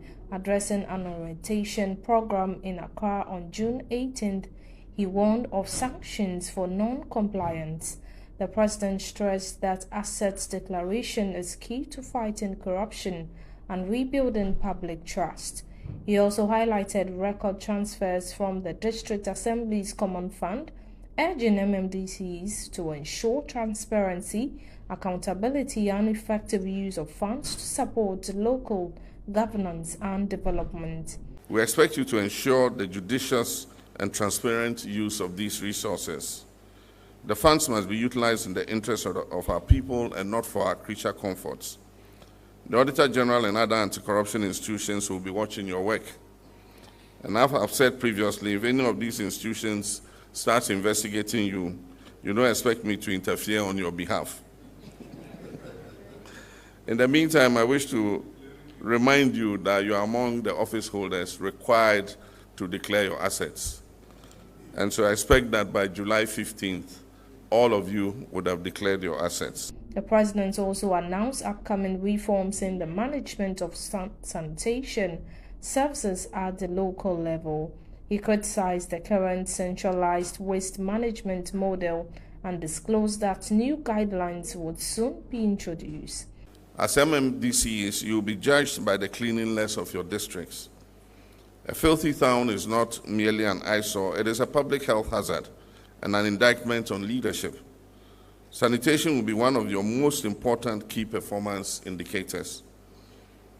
International experience affirms this. For those of you who have been to Kigali, I should send you there one by one.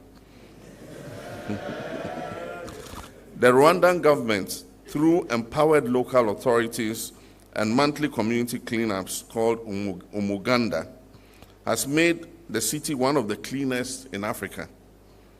In Singapore, strict enforcement of sanitation laws, waste segregation and recycling have become standard practice. And in the Scandinavian countries, municipalities lead circular economy models that transform waste into energy, jobs, and revenue. These successes by these countries are not accidental. They are driven by committed local leadership, civic education, and accountability. The Minister for Local Government, Honorable Ahmed Ibrahim, described the 3-day training of MMDCs as a way of equipping them to work efficiently. This orientation is not just a formality. It is one of a series of capacity building innovations for MMDCs. However, the 3-day orientation and training is a foundational exercise and intended to equip the MMDCs with the relevant philosophies, tools, values, and clarity needed to lead effectively. President John Dramani Mahama has directed all Metropolitan, Municipal, and District Chief Executives (MMDs) to declare the assets by July 15, 2025, in line with Article 286 of the 1992 Constitution. Addressing an orientation program in Accra on June 18th, he warned of sanctions for non-compliance. The president stressed that assets declaration is key to fighting corruption. The chiefs on the judiciary serve as chiefs with the permission of the Judicial Council.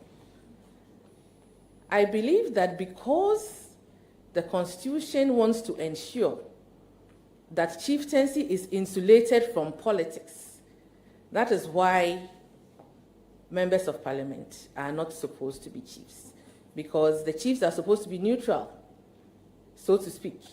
And so if you become a politician and you want to become a chief, it would seem to me that the institution would be politicized. That probably is the reason why the Constitution does not permit it. Thank you, Honorable Chair. Mr. a follow-up. My lady, will your answer be different if you find instances where chiefs who are also judges meet political heads, candidates, and they start talking, yes, we are with you, we'll make sure you win, and so on and so forth. Appearing before that judge, with that sense of neutrality still be there. I mean, the cloak would have been taken off him for the comments, some of these comments. Meanwhile, the chief probably is just looking for development for his people, but his comments, may be taken as a very weighty matter, which would take him to the side of politics and remove the neutrality cover. Thank you, Honorable Chair. I believe that as a judge and a chief, you ought to be measured in your commentary on politics, especially in support of one group or the other. So I believe that the judges are able or should be able to be measured in their language. Thank you very much. The chiefs on the judiciary serve as chiefs with the permission of the Judicial Council. I believe that because the Constitution wants to make them part of the partisan process.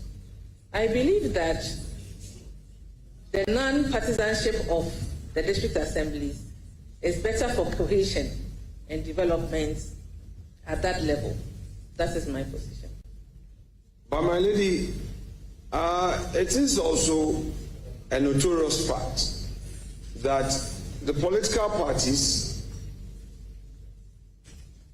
sponsor their activists to pursue their interests at the local governor level in district assemblies. With that view known out there in mind, would you still maintain that there should be no reforms to reflect this? Yes, Honorable Chair, I will still maintain so. Very well, my lady. My lady, I would now want to focus on the contrast between qualification required for member of parliament and those required for judges, particularly in the light of the public criticism that MPs are not held to any formal educational or professional standard, while judges must meet rigorous legal qualifications. Now, the IEA survey shows, a recent IEA survey shows that 67% of Ghanaians believe MPs should have at least a university degree. How do you reconcile this strong public sentiment with a constitution silence on educational qualification for MPs, especially when judges face strict legal and professional requirements in their selection? Thank you very much, Honorable Chair. I believe that the two categories of functions are different. A judge is a professional and ought to be able to apply the law, because you are primarily a judge because you are a lawyer and you have legal knowledge. But there's no such requirement for members of parliament. And I do not think that there is any reason to insist that every member of parliament must have a university degree, because primarily they are representatives of their people. And if their people think that they are competent enough to come to the House and represent them, I think that should be it. Thank you. President John Dramani Mahama has directed all metropolitan, municipal and district chief executives MMDs to declare the assets by July 15, 2025, in line with Article 286 of the 1992 Constitution. Addressing an orientation program in Accra on June 18th, he warned of sanctions for non-compliance. The president stressed that assets declaration is key to fighting corruption and rebuilding public trust. He also highlighted record transfers from the District Assembly's Common Fund, urging MMDCs to ensure transparency, accountability and effective use of funds to support local governance and development. We expect you to ensure the judicious and transparent use of these resources. The funds must be utilized in the interest of our people and not for our creature comforts. The Auditor General and other anti-corruption institutions will be watching your work. And as I've said previously, if any of these institutions starts investigating you, you don't expect me to interfere on your behalf. In the meantime, I wish to remind you that you are among the office holders required to declare your assets. And so I expect that by July 15th, all of you would have declared your assets. The president also announced upcoming reforms in the management of sanitation services at the local level. He criticized the current centralized waste management model and disclosed that new guidelines would soon be introduced. As MMDCs, you will be judged by the cleanliness of your districts. A filthy town is not merely an eyesore, it is a public health hazard and an indictment on leadership. Sanitation will be one of your most important key performance indicators. International experience affirms this. For those of you who have been to Kigali, I should send you there one by one. The Rwandan government, through empowered local authorities and monthly community cleanups called Umuganda, has made the city one of the cleanest in Africa. In Singapore, strict enforcement of sanitation laws, waste segregation and recycling have become standard practice. And in the Scandinavian countries, municipalities lead circular economy models that transform waste into energy, jobs, and revenue. These successes by these countries are not accidental. They are driven by committed local leadership, civic education, and accountability. The Minister for Local Government, Honorable Ahmed Ibrahim, described the 3-day training of MMDCs as a way of equipping them to work efficiently. This orientation is not just a formality. It is one of a series of capacity building innovations for MMDCs. However, the 3-day orientation and training is a foundational exercise and intended to equip the MMDCs with the relevant philosophies, tools, values, and clarity needed to lead effectively. President John Dramani Mahama has to ensure that chieftaincy is insulated from politics. That is why members of parliament are not supposed to be chiefs, because the chiefs are supposed to be neutral, so to speak. And so if you become a politician and you want to become a chief, it would seem to me that the institution would be politicized. That probably is the reason why the Constitution does not permit it. Thank you, Honorable Chair. Mr. A follow-up. My lady, will your answer be different if you find instances where chiefs who are also judges meet political heads, candidates, and they start talking, yes, we are with you, we'll make sure you win, and so on and so forth. Appearing before that judge, with that sense of neutrality still be there. I mean, the cloak would have been taken off him for the comments, some of these comments. Meanwhile, the chief probably is just looking for development for his people, but his comments, may be taken as a very weighty matter, which would take him to the side of politics and remove the neutrality cover. Thank you, Honorable Chair. I believe that as a judge and a chief, you ought to be measured in your commentary on politics, especially in support of one group or the other. So I believe that the judges are able or should be able to be measured in their language. Thank you very much. The chiefs on the judiciary serve as chiefs with the permission of the Judicial Council.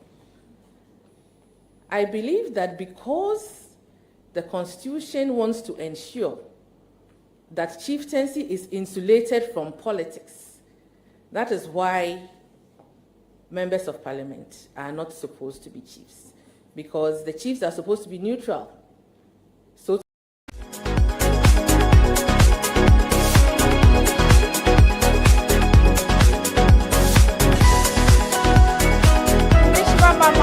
so na yebo akwaba emra dwumadie yi eso ebredu so no eye ebra ye nimpanifo ebo enkobo my Ghana ensembia ewo se ye dwendwen ho no yesi enkonwa uko Facebook a yeda so wo hodom Great Commission TV udu hono ma obetimi like na wa share comment fafa hodom na making kind be e de amount YouTube so ye dem live ene anopay Sarah so ena Play Store, App Store ye app ne da hono wetimi ne wakwakohwe ye esanse ye twegu live wo hono ma wobetimi enya de ye wa hanom nyina ahwe ne kama e wo hono ebusua no nkona boyi de na ene ensembia eno a ekoso e wo abeko a empanifo ebia mampani apa wo mo se wo mo nkoboa e wo Supreme Court ye toto wo ma no ne ebusa wo mo ensemfo bi eno ene ye bedi ho enkommo eye ma me hafi shata wonu kopie mu e wo hono mamale boba ebusa nsembi ensembe nkura na okai anope ebebobo ho e de amao eno amampani so ehia emesini krachi ahodo a wapa wo mo meche MMDCs no wakire mu asense yi de adwuna aboso be da etoso du enum obi ampa ne ho achi waya krado se obedi Yesu achi pa de a ene pa ho achi dia wo bia no wo se wugye mu ne de ne se fabra churachuragu nkrata so na empanifo ehunu wode call chief of staff honoma nye hu ne se ampa eye honorable way enti mbosume nan miensa na wakosi hotel okura na sese kurom wonu munyina no wote so wo honomo no ne ehunu se ampa eye ban sika na na wode ye wunwuma ye aboatu kata hyehyɛ proye dwirimu ene kankan ase nyoma ye betimi ede aye ebi eno no eno so ye babedi hu nkomo abobo hu ene anopai ewa hanom sei ewo abeko a ora Justice Tenge Madina abato mpesua so honom na wodi ne nkwe watena se yebeko ne honom na yene no atwetwe enkomo e wuso tina wafidie nachi ezanse mene wo a na no pedwumade yedi akosise no du ebebo ewo aha no musi wo baby kwa na wakwa phone wo Facebook aye honom abefo afidie ntintan no baby abefa bia no wo be share Great Commission TV ewo honom hwebi ebetimi aboa comment ni nyina fabra yebekenkan e de amal Era Justice Mama good morning and sanso mu akwaba emu atena se efo me ho ye me ho den no say na your birthday me producer o our producer na birthday me producer Joy Atia onu a happy birthday baby what MC am so hwe wo say okay with Mati we say happy birthday nene de wo pon a bibia papa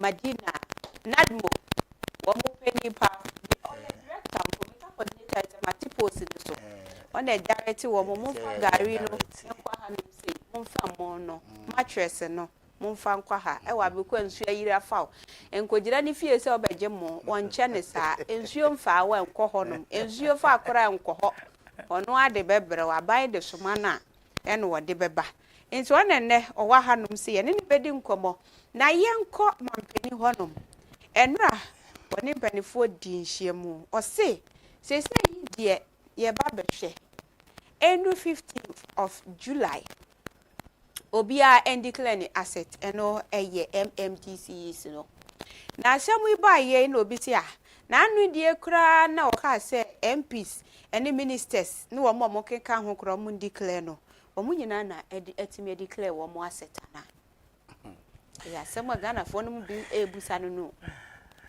yo minya me da se na pesa me za kunya we afa echia Oma omushaye na afefo no any me party member from the national all the way to the region down to my constituency Medina media konya we so echia lawyer Susu MP for Medina any a new honorable MC honorable filer friendly popularly Mechia will be ampa say ya papa is a Celeste John Dramani Mahama kai sometimes back you know who follow your campaign right from the beginning all the way to the election the winner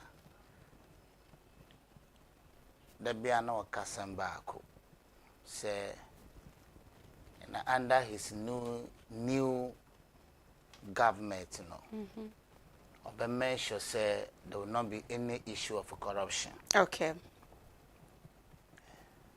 Because you recall, say, in his previous administration, there was some few elements of corruption. Ama onoankasa ama yachi na pointi ba kukure kotum. Okay. Until haven't him go through all those experiences. Now he believed that some of those things probably was part of the previous loss. Okay. And then so many things. So he took it upon himself. Even in the campaign, warning. Okay. Say Nyamiya dom na Ghana for two abamano as a president in the day. You make sure say anything in respect to corruption. And now illegal activity be there, he will not entertain it. Okay. Because I believe say yes you work our own way. You know, he doesn't actually want to go through any sort of humiliation. Okay. And you also agree with me, say His Excellency John Dramani Mahama has decided to leave a legacy. Person of Frabama now be to me, Obinya Sembi a company home. Until he repeatedly saying, he said, we are appointee. Now we are watching so over years. It's like you're coming to do a business with the government there forget it. Okay. Oba, there's a rules and a regulation. At the end of the day now, this is your salary. Once the salary never to me take you through. But you're okay with the other pressures, domestic pressures and societal pressure. So many pressures are about over feminine as a leader. Only me say salary never to me sustain you that you accept the appointment. Okay. But when me say embo once now what problem because by force. There are so many people out here looking for the same opportunity. And you know, you continue saying it. And a man, as a few months ago, or the same issues na you can want some no, or directly straight to the ministers and the various appointees. So obia ya then accord decline assets, individual assets. You know what it means is like the way you rightly say, you rightly started that. So you say me say, mama appointment. You see okay bra, number trod. Property are over, they are over. Me ba, me them no me wa TV me no. Bako ha say, and I kwenya 1 2 3. And I me wa dine bako so ha. Me wa store we so ha. And I me business I me so me ya and some me ba mo so. A business ni say. Business ne wa ha say what this area. No church or winning in no idea ba.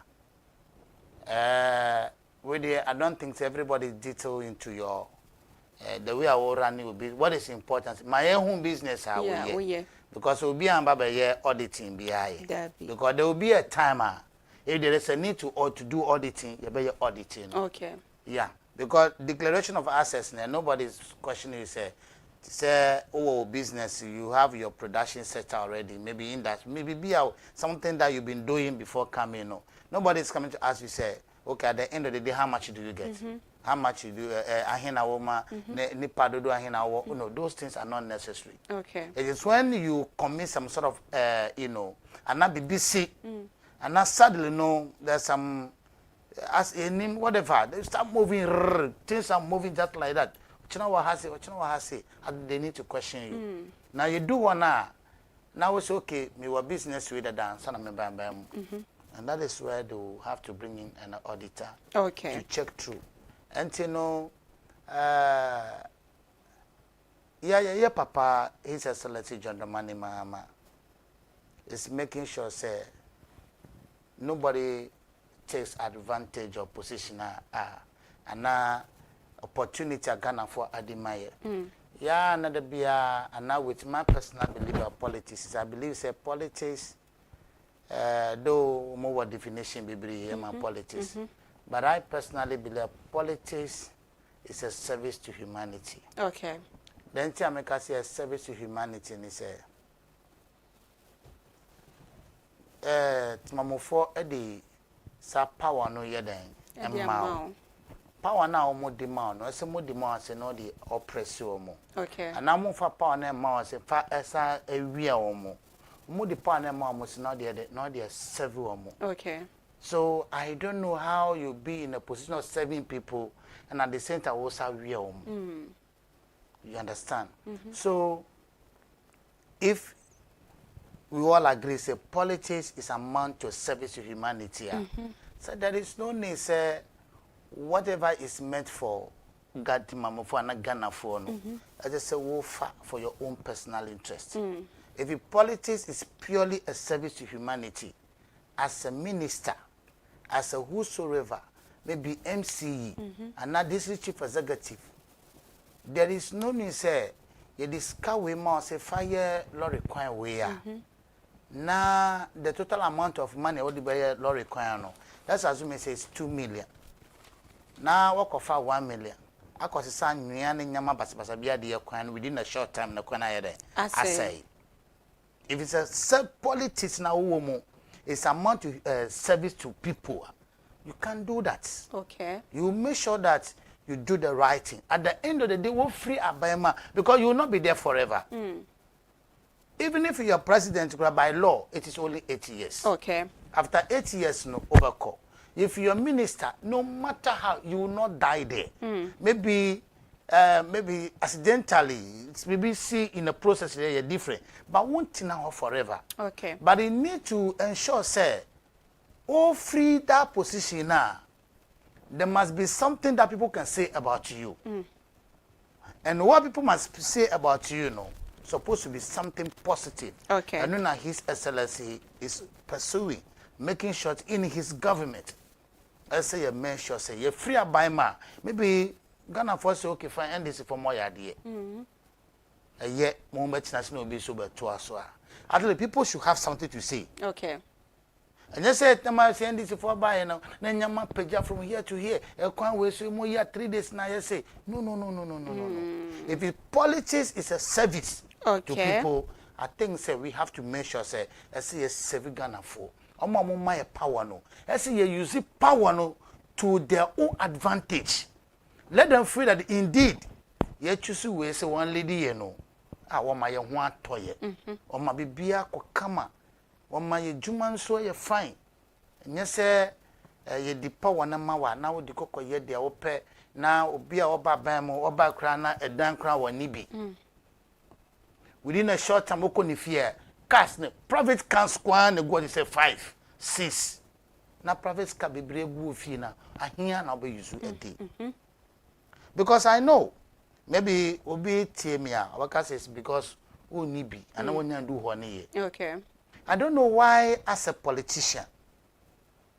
Because I studied this in about Africans for African politicians. Oku ni fear. Ni fear kakaraka big very huge space. And I done so kuma. It's like some of them maybe 3 bedroom, 4 bedroom. The space be oh no compass na cars. 8, 4 big cars. Don't be an be say okay fine. You find say I'm part of we government abansika. Tima mo first kana say wo friends so mo taxes a mo chi wo wia. Na what they call to cars bebre egu ofia. Chuma be na wo. Meanwhile, some of your family members out there, omo bre, they won't be cry your problem. If you toss a car back, kukra, edit chema busia for no class, okay, also you will fire business going for soccer was so.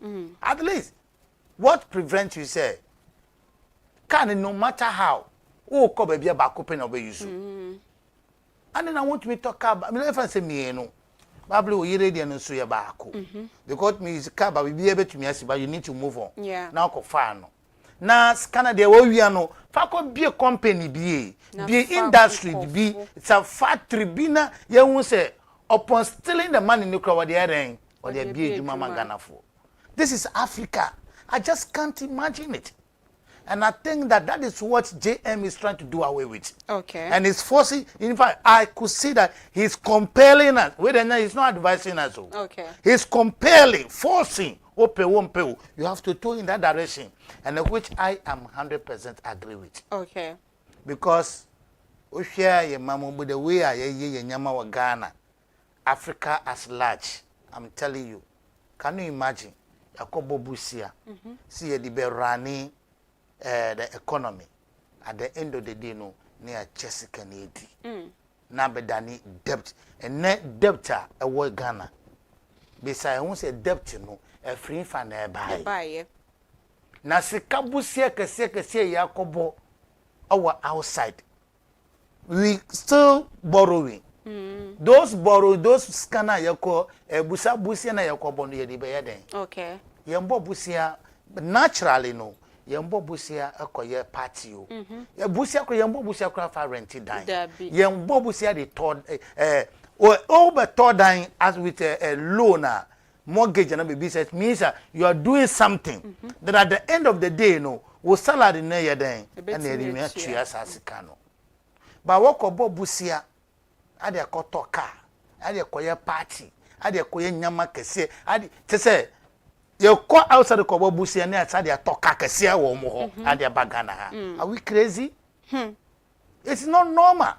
And I think, say, and then, you will be what you man Ghana for. Talking about all this, we all need to applaud him. Okay. I say, supporting JM. And all the appointees, no. let us all follow the direction of this man. It will be a betterment for all of us as a country. Okay. But if it's about say, Mame Nkwame Nyamidie, and Papa could talk 5, 6, 7, a pack you, who can fear me? I used to go a lot of places. Okay. So now we've intercepting house and say, cars, hey, why this? But they know who are you to talk about it. Until I support that idea. The only thing is, when you're here, nobody will come and do anything to you. Okay. Until Omo ye Juma, Omo kita Omo factories, Omo businesses, they are doing what they should not be scared. Fabra, you coming at the end of the month, your salary is 7,000. Your salary is 7,000. Live within your salary. Okay. Live with them. Don't jump outside of your salary. You can't live anyhow, spending all over, because every day be a scaba winning. Scaba. Madam, and ne baby you as a country, no. Looking at Ghana, Ghana is poor country. Ghana is never a poor nation. The problem is our mindset. Adwina ye the ruling country no, and a poor mindset. And the Makana Ghana as I say, Ghana is a poor country. Okay. You were good. It's out diamond. You were oil. You were so many things. It's a lot of things. And you were human resources as well. The SIA me Japan Kro Ghana Hani say, yes can come on find Nipa Baku me Pakisika with them as say, at least it's like my name say your boss, that's gonna be Danny Boss Sumana, yes, Sumun. You wake up in the morning, you see the money, wow, here I am in that.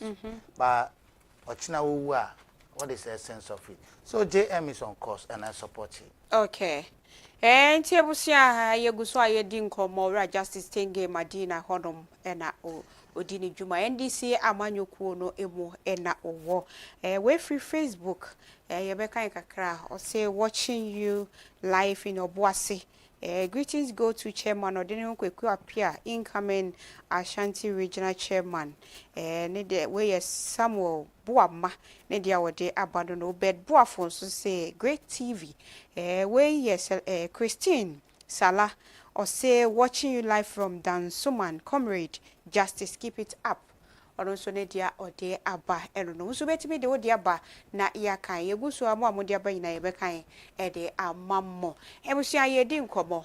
He said, ye share resetting agenda Nibiano. No.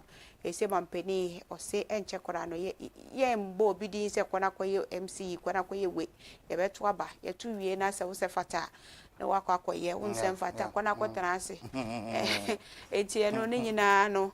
Resetting agenda no ebi no na enran so ka so be allocate sika e say no ye hwe ne yama wo mu sika ombetimi ede aye o say 25,000 Ghana cedis assembly bia ebenya bi na obi besie o so assembly ne bisua ebi soso nti so mo ina nya the same amount a wo mo dwumadie no empuntuo no de ne de so ene de ani die so ano unse meme de mfa nse kro wo haso na ukoma me 25,000 na bia ye ko teshi bia hono mo nso na mo ma ye the same amount na ugidi se ebetimi aboa ye nyina asa.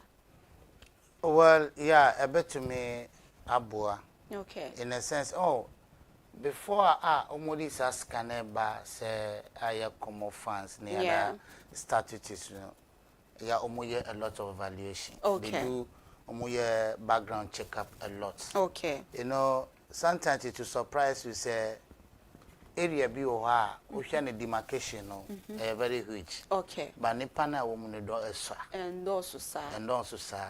You say Krowa say we can once it's very big. Okay. But I'm telling you the number of people in Medina is more than here. Yeah, Krowa. Yeah. Okay. Krowa. Number of people in Medina is more than Krowa. And you know, here the level of development is in here we so a bit high to shock you say about me more than what we did in Medina. Okay. Yeah, it's also like that.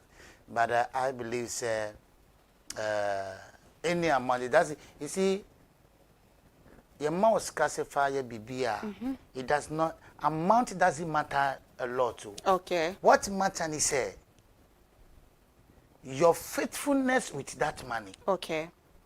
Ohia Bible mo kra say yeah yekwa sorry no. There was a story that somebody was giving one small amount, other was giving 2, other was giving 3. Now the any small one a man in the crowd or the other. So I'm fine here. But this can cross. Okay. And then yes catch and say, oh dear money get what and I want front me fine you. Be Jeffrey some. Yeah, their money be. Okay. Wow.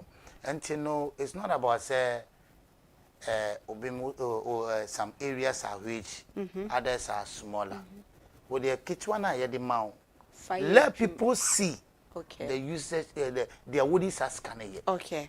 What the year no be a say ampa 25,000 whatever scanner ya the amount. What they are yes see. But all the same no. This side and Kayanya, Yabeye, Bascana sign. Okay. Until you hear say. And you know, to me, it is not about the amount being given to you. Okay. It's about your faithfulness to the little that you demand. Okay. And the yes, if I call you no, find I can present proper accountability. And the bed the end of a man will be able to say, you're my way, no. Also, to me, the yes, okay. The same way, no. Yedi bebre suba mawa ubeti dia ye until they hear me pa fast scan who say in fact all the district chief executives more use scan judiciously. Okay. More 5 years scan more 5 year there because and then we back Greater Accra most of your problem na ye internal rules. Okay. Aye basa and sanitation. The bigger one, I more or less, it's like I say, generational problem. It's like we don't think about that as unemployment. It's like it has not become a normal thing. They are dear to me, but it's a problem. And I had the effort all over, but nobody is actually, working harder. Okay. Because trust me. Supposing say if an unemployment issue, a serious security threat to security, Ghana, I wonder how would somebody nipa bakuba paki Ghana sika egudem, without using that money to open companies. Nipa bakuba pa toka bakuba ku 5, 6, 7, kaka siya ngwao, oko to them, anako na ka edikosifi. Without using those money to solve one problem or the other. Okay. And you know, Ghana, you hear, how they call it, mindset overhauling. Okay. Serious one. Once the sentence or car, how I say, yeah, to be a friend overhaul. They say you have to restart the whole thing. Until we need to, I say, yeah, you know, we need to work on it. Okay. I don't know, my name, friends, will be our best Jumana. Okay. But I believe, when we are ready to change, we can change. It's very possible. Ntino ni na no can reset agenda no. Yeah, that one reset wa adwen. As I say, we are MC. This is chief executive. Oma ye nyina ye den. Ye reset ya adwen. Be bia ye nyina ye wo any position bia. It's just like Nanuna, I was telling somebody. Baby, me wo. So see, I mean, I'm here. You are not more in charge of operation. And I'll be by as well. See, person not more. You so not more. They are fine. And I'll be some pain here. Say, and I'm say pain there may not be the way you desire it, but all the same way. One must work on. But see, oh, someone not move for them. More pain. You crash or cry. Say disaster. But one ammonia musika. In so far, will be a one ammonia. You make a lot of money. And I'll be saying, say, ah, there. Or sister disaster by the Yaman Mamma, some fa qua, Yaman Fanco, Moko Pakia Gumodem. And that is where you make money. And I'm business. So are you directing me, say, me, the same thing, Anna? And you think that is the best way you can make money. And for that matter, you want to come and join that. And to one Casanova, as me say, wo, Anna, disaster be a sewer brabo. As will be the Yama be, say, the Yama name Mao. just to cushion you. Na obi a balance nyama na, how will you feel? And I miss Sanchez and one I'm also so nyama bisis. Because it's a stealing. So no so na ni trim podo no. And here you go round na nadmo etino say o ensuo to na fa obi a. Amana one fan call. And I don't think that is the best way we should be thinking as a Ghanaian. Say we call positioner, you have preconditioned your mind already. Say me do what? Yes, apart from salary, no, you still have other dubious ways. You all plan credit before you get there. So with all this mindset that I'm telling you, we'll continue to remain in Ghana. We remain here. Just say poverty in India, okay. We still will continue to remain poor. Okay. So I think say John Mahama reset in our fight, you know. I just saying idea and we are there. A shame. We all need to reset ourselves. We need to reorient our mind, our way of thinking. There are so many ways we can make money. And I believe it's getting a genuine money. A scout between me and free sorry, only problem. And then we'll be more here from us say, Omumbra just for simple questioning, they are dodgy. To the extent they want to Interpol, total disgrace.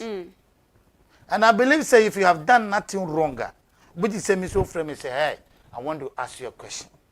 For the few moments I have been in the office, I'll gladly come there because I have no problem with anybody. Okay. I have not embezzled any, how do you call it, state money. Why can't we do, what do we, you're pedant, what do we want? What I mean, what can say because who knew until now you kasasa. Okay. But I think say this is the best way we should all be thinking. We'll do whatever you have, share it. Okay. Ghana, I'm even afraid because if the care is not taken, something else can happen. Because hungry man is a hungry man. But our people have forgotten say.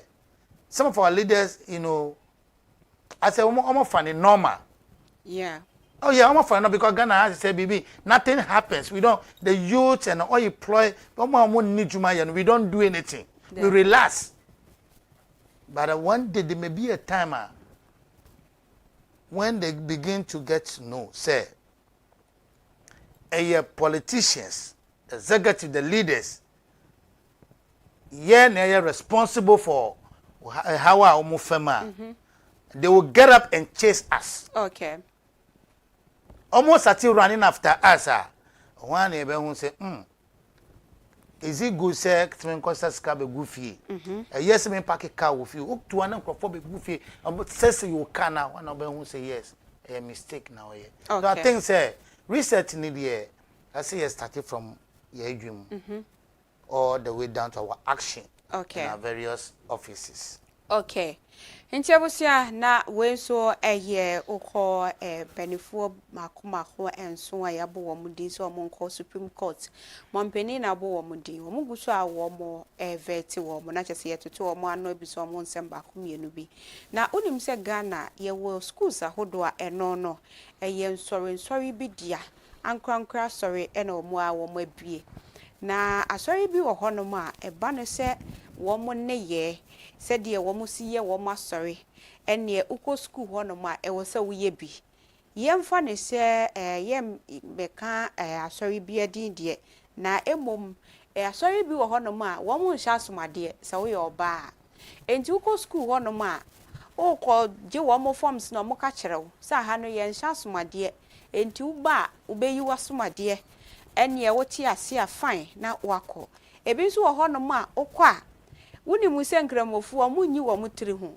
enti ubehye wo mo eyi jabibi na wako ya ka kire wo si yo mefua so ya hade wo ba ya sori na abeko sanse ye memenda sori no na obeko wo si an meko afi ubeko koduru hono mo na ya ji wa wie no wo si bi Pentecost ni me Roman ni me nyi masomade me no me hye komade me kura no ye de mpeti ato ye nsa ene de keka ho miwa ukwe ye ka kire wo se ye nya saa de no wagyatum akọ school na wie obe hu se bi mu ti bebe omo se oye tietia akoda ne fa hodie so eye ne right se otimi sha asomade eye ne right se woyi ne tiri ho na no na enra mame eye hafisata amale boba ekopie committee nanim ene yebusa ne se wodwe ho sen ene wo se ansa na wo bekọ no ye wo mra school bi adwuma bi ne wono ma wonim emra ekekere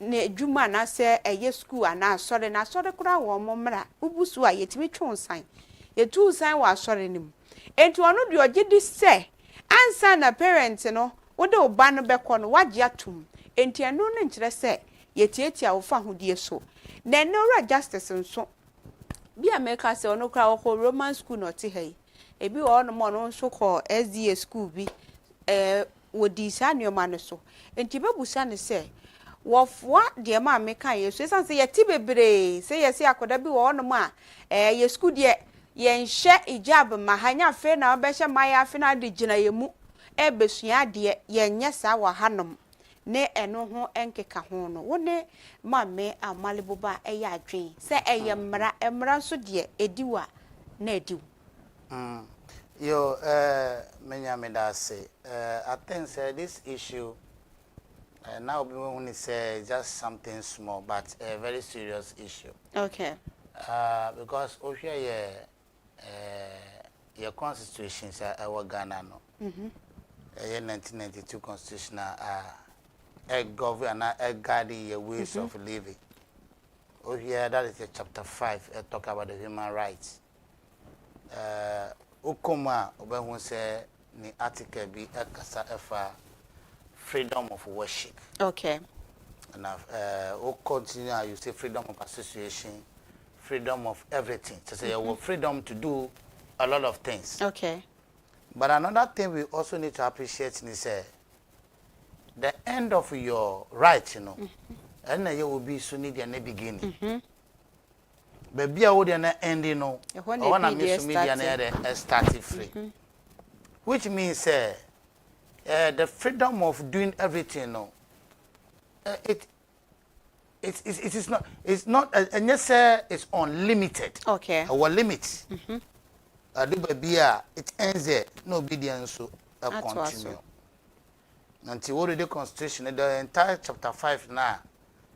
I don't see any problem there at all. Okay. What I'm trying to put across in England is you have freedom of association, freedom of worship. But your Romania, depending the way I was so yeah wadi. And I'll be our year Pentecost in so depending. When you are more freedom for your worship.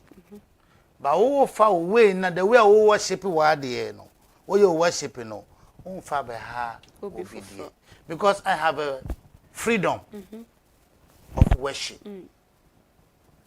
And I have freedom of forming association. Okay. Until it means I saw the being so a young group I don't know. They have rights. That's how they believe in God. They believe say the only way to see God maybe at the end of the day is to cover the hair. And as I say you on pabwa. And you know, if that is their believer, one, you have your rights as a human being to either belong to that society or another one. Okay. And since you have a right to belong to different society, what cause society nima? Society no can all form you. Okay. They are all forming society, you know. On one ideology. And the principles are guiding the way on no believe say this is how I want to worship God. And a man wo kwa oba wo ho a person all convert to na we can or be church the way we na dey. This is how I believe. And to what you believe in you, which I believe in and I will watching the way we na dey. Wo ji dia no we di nechi. No we di nechi. What di nechi a you are compelled to behave like the way on we na dey. The same thing I think say it is a time Ghana for no, most especially the parents, let us be very mindful of the way we do our things.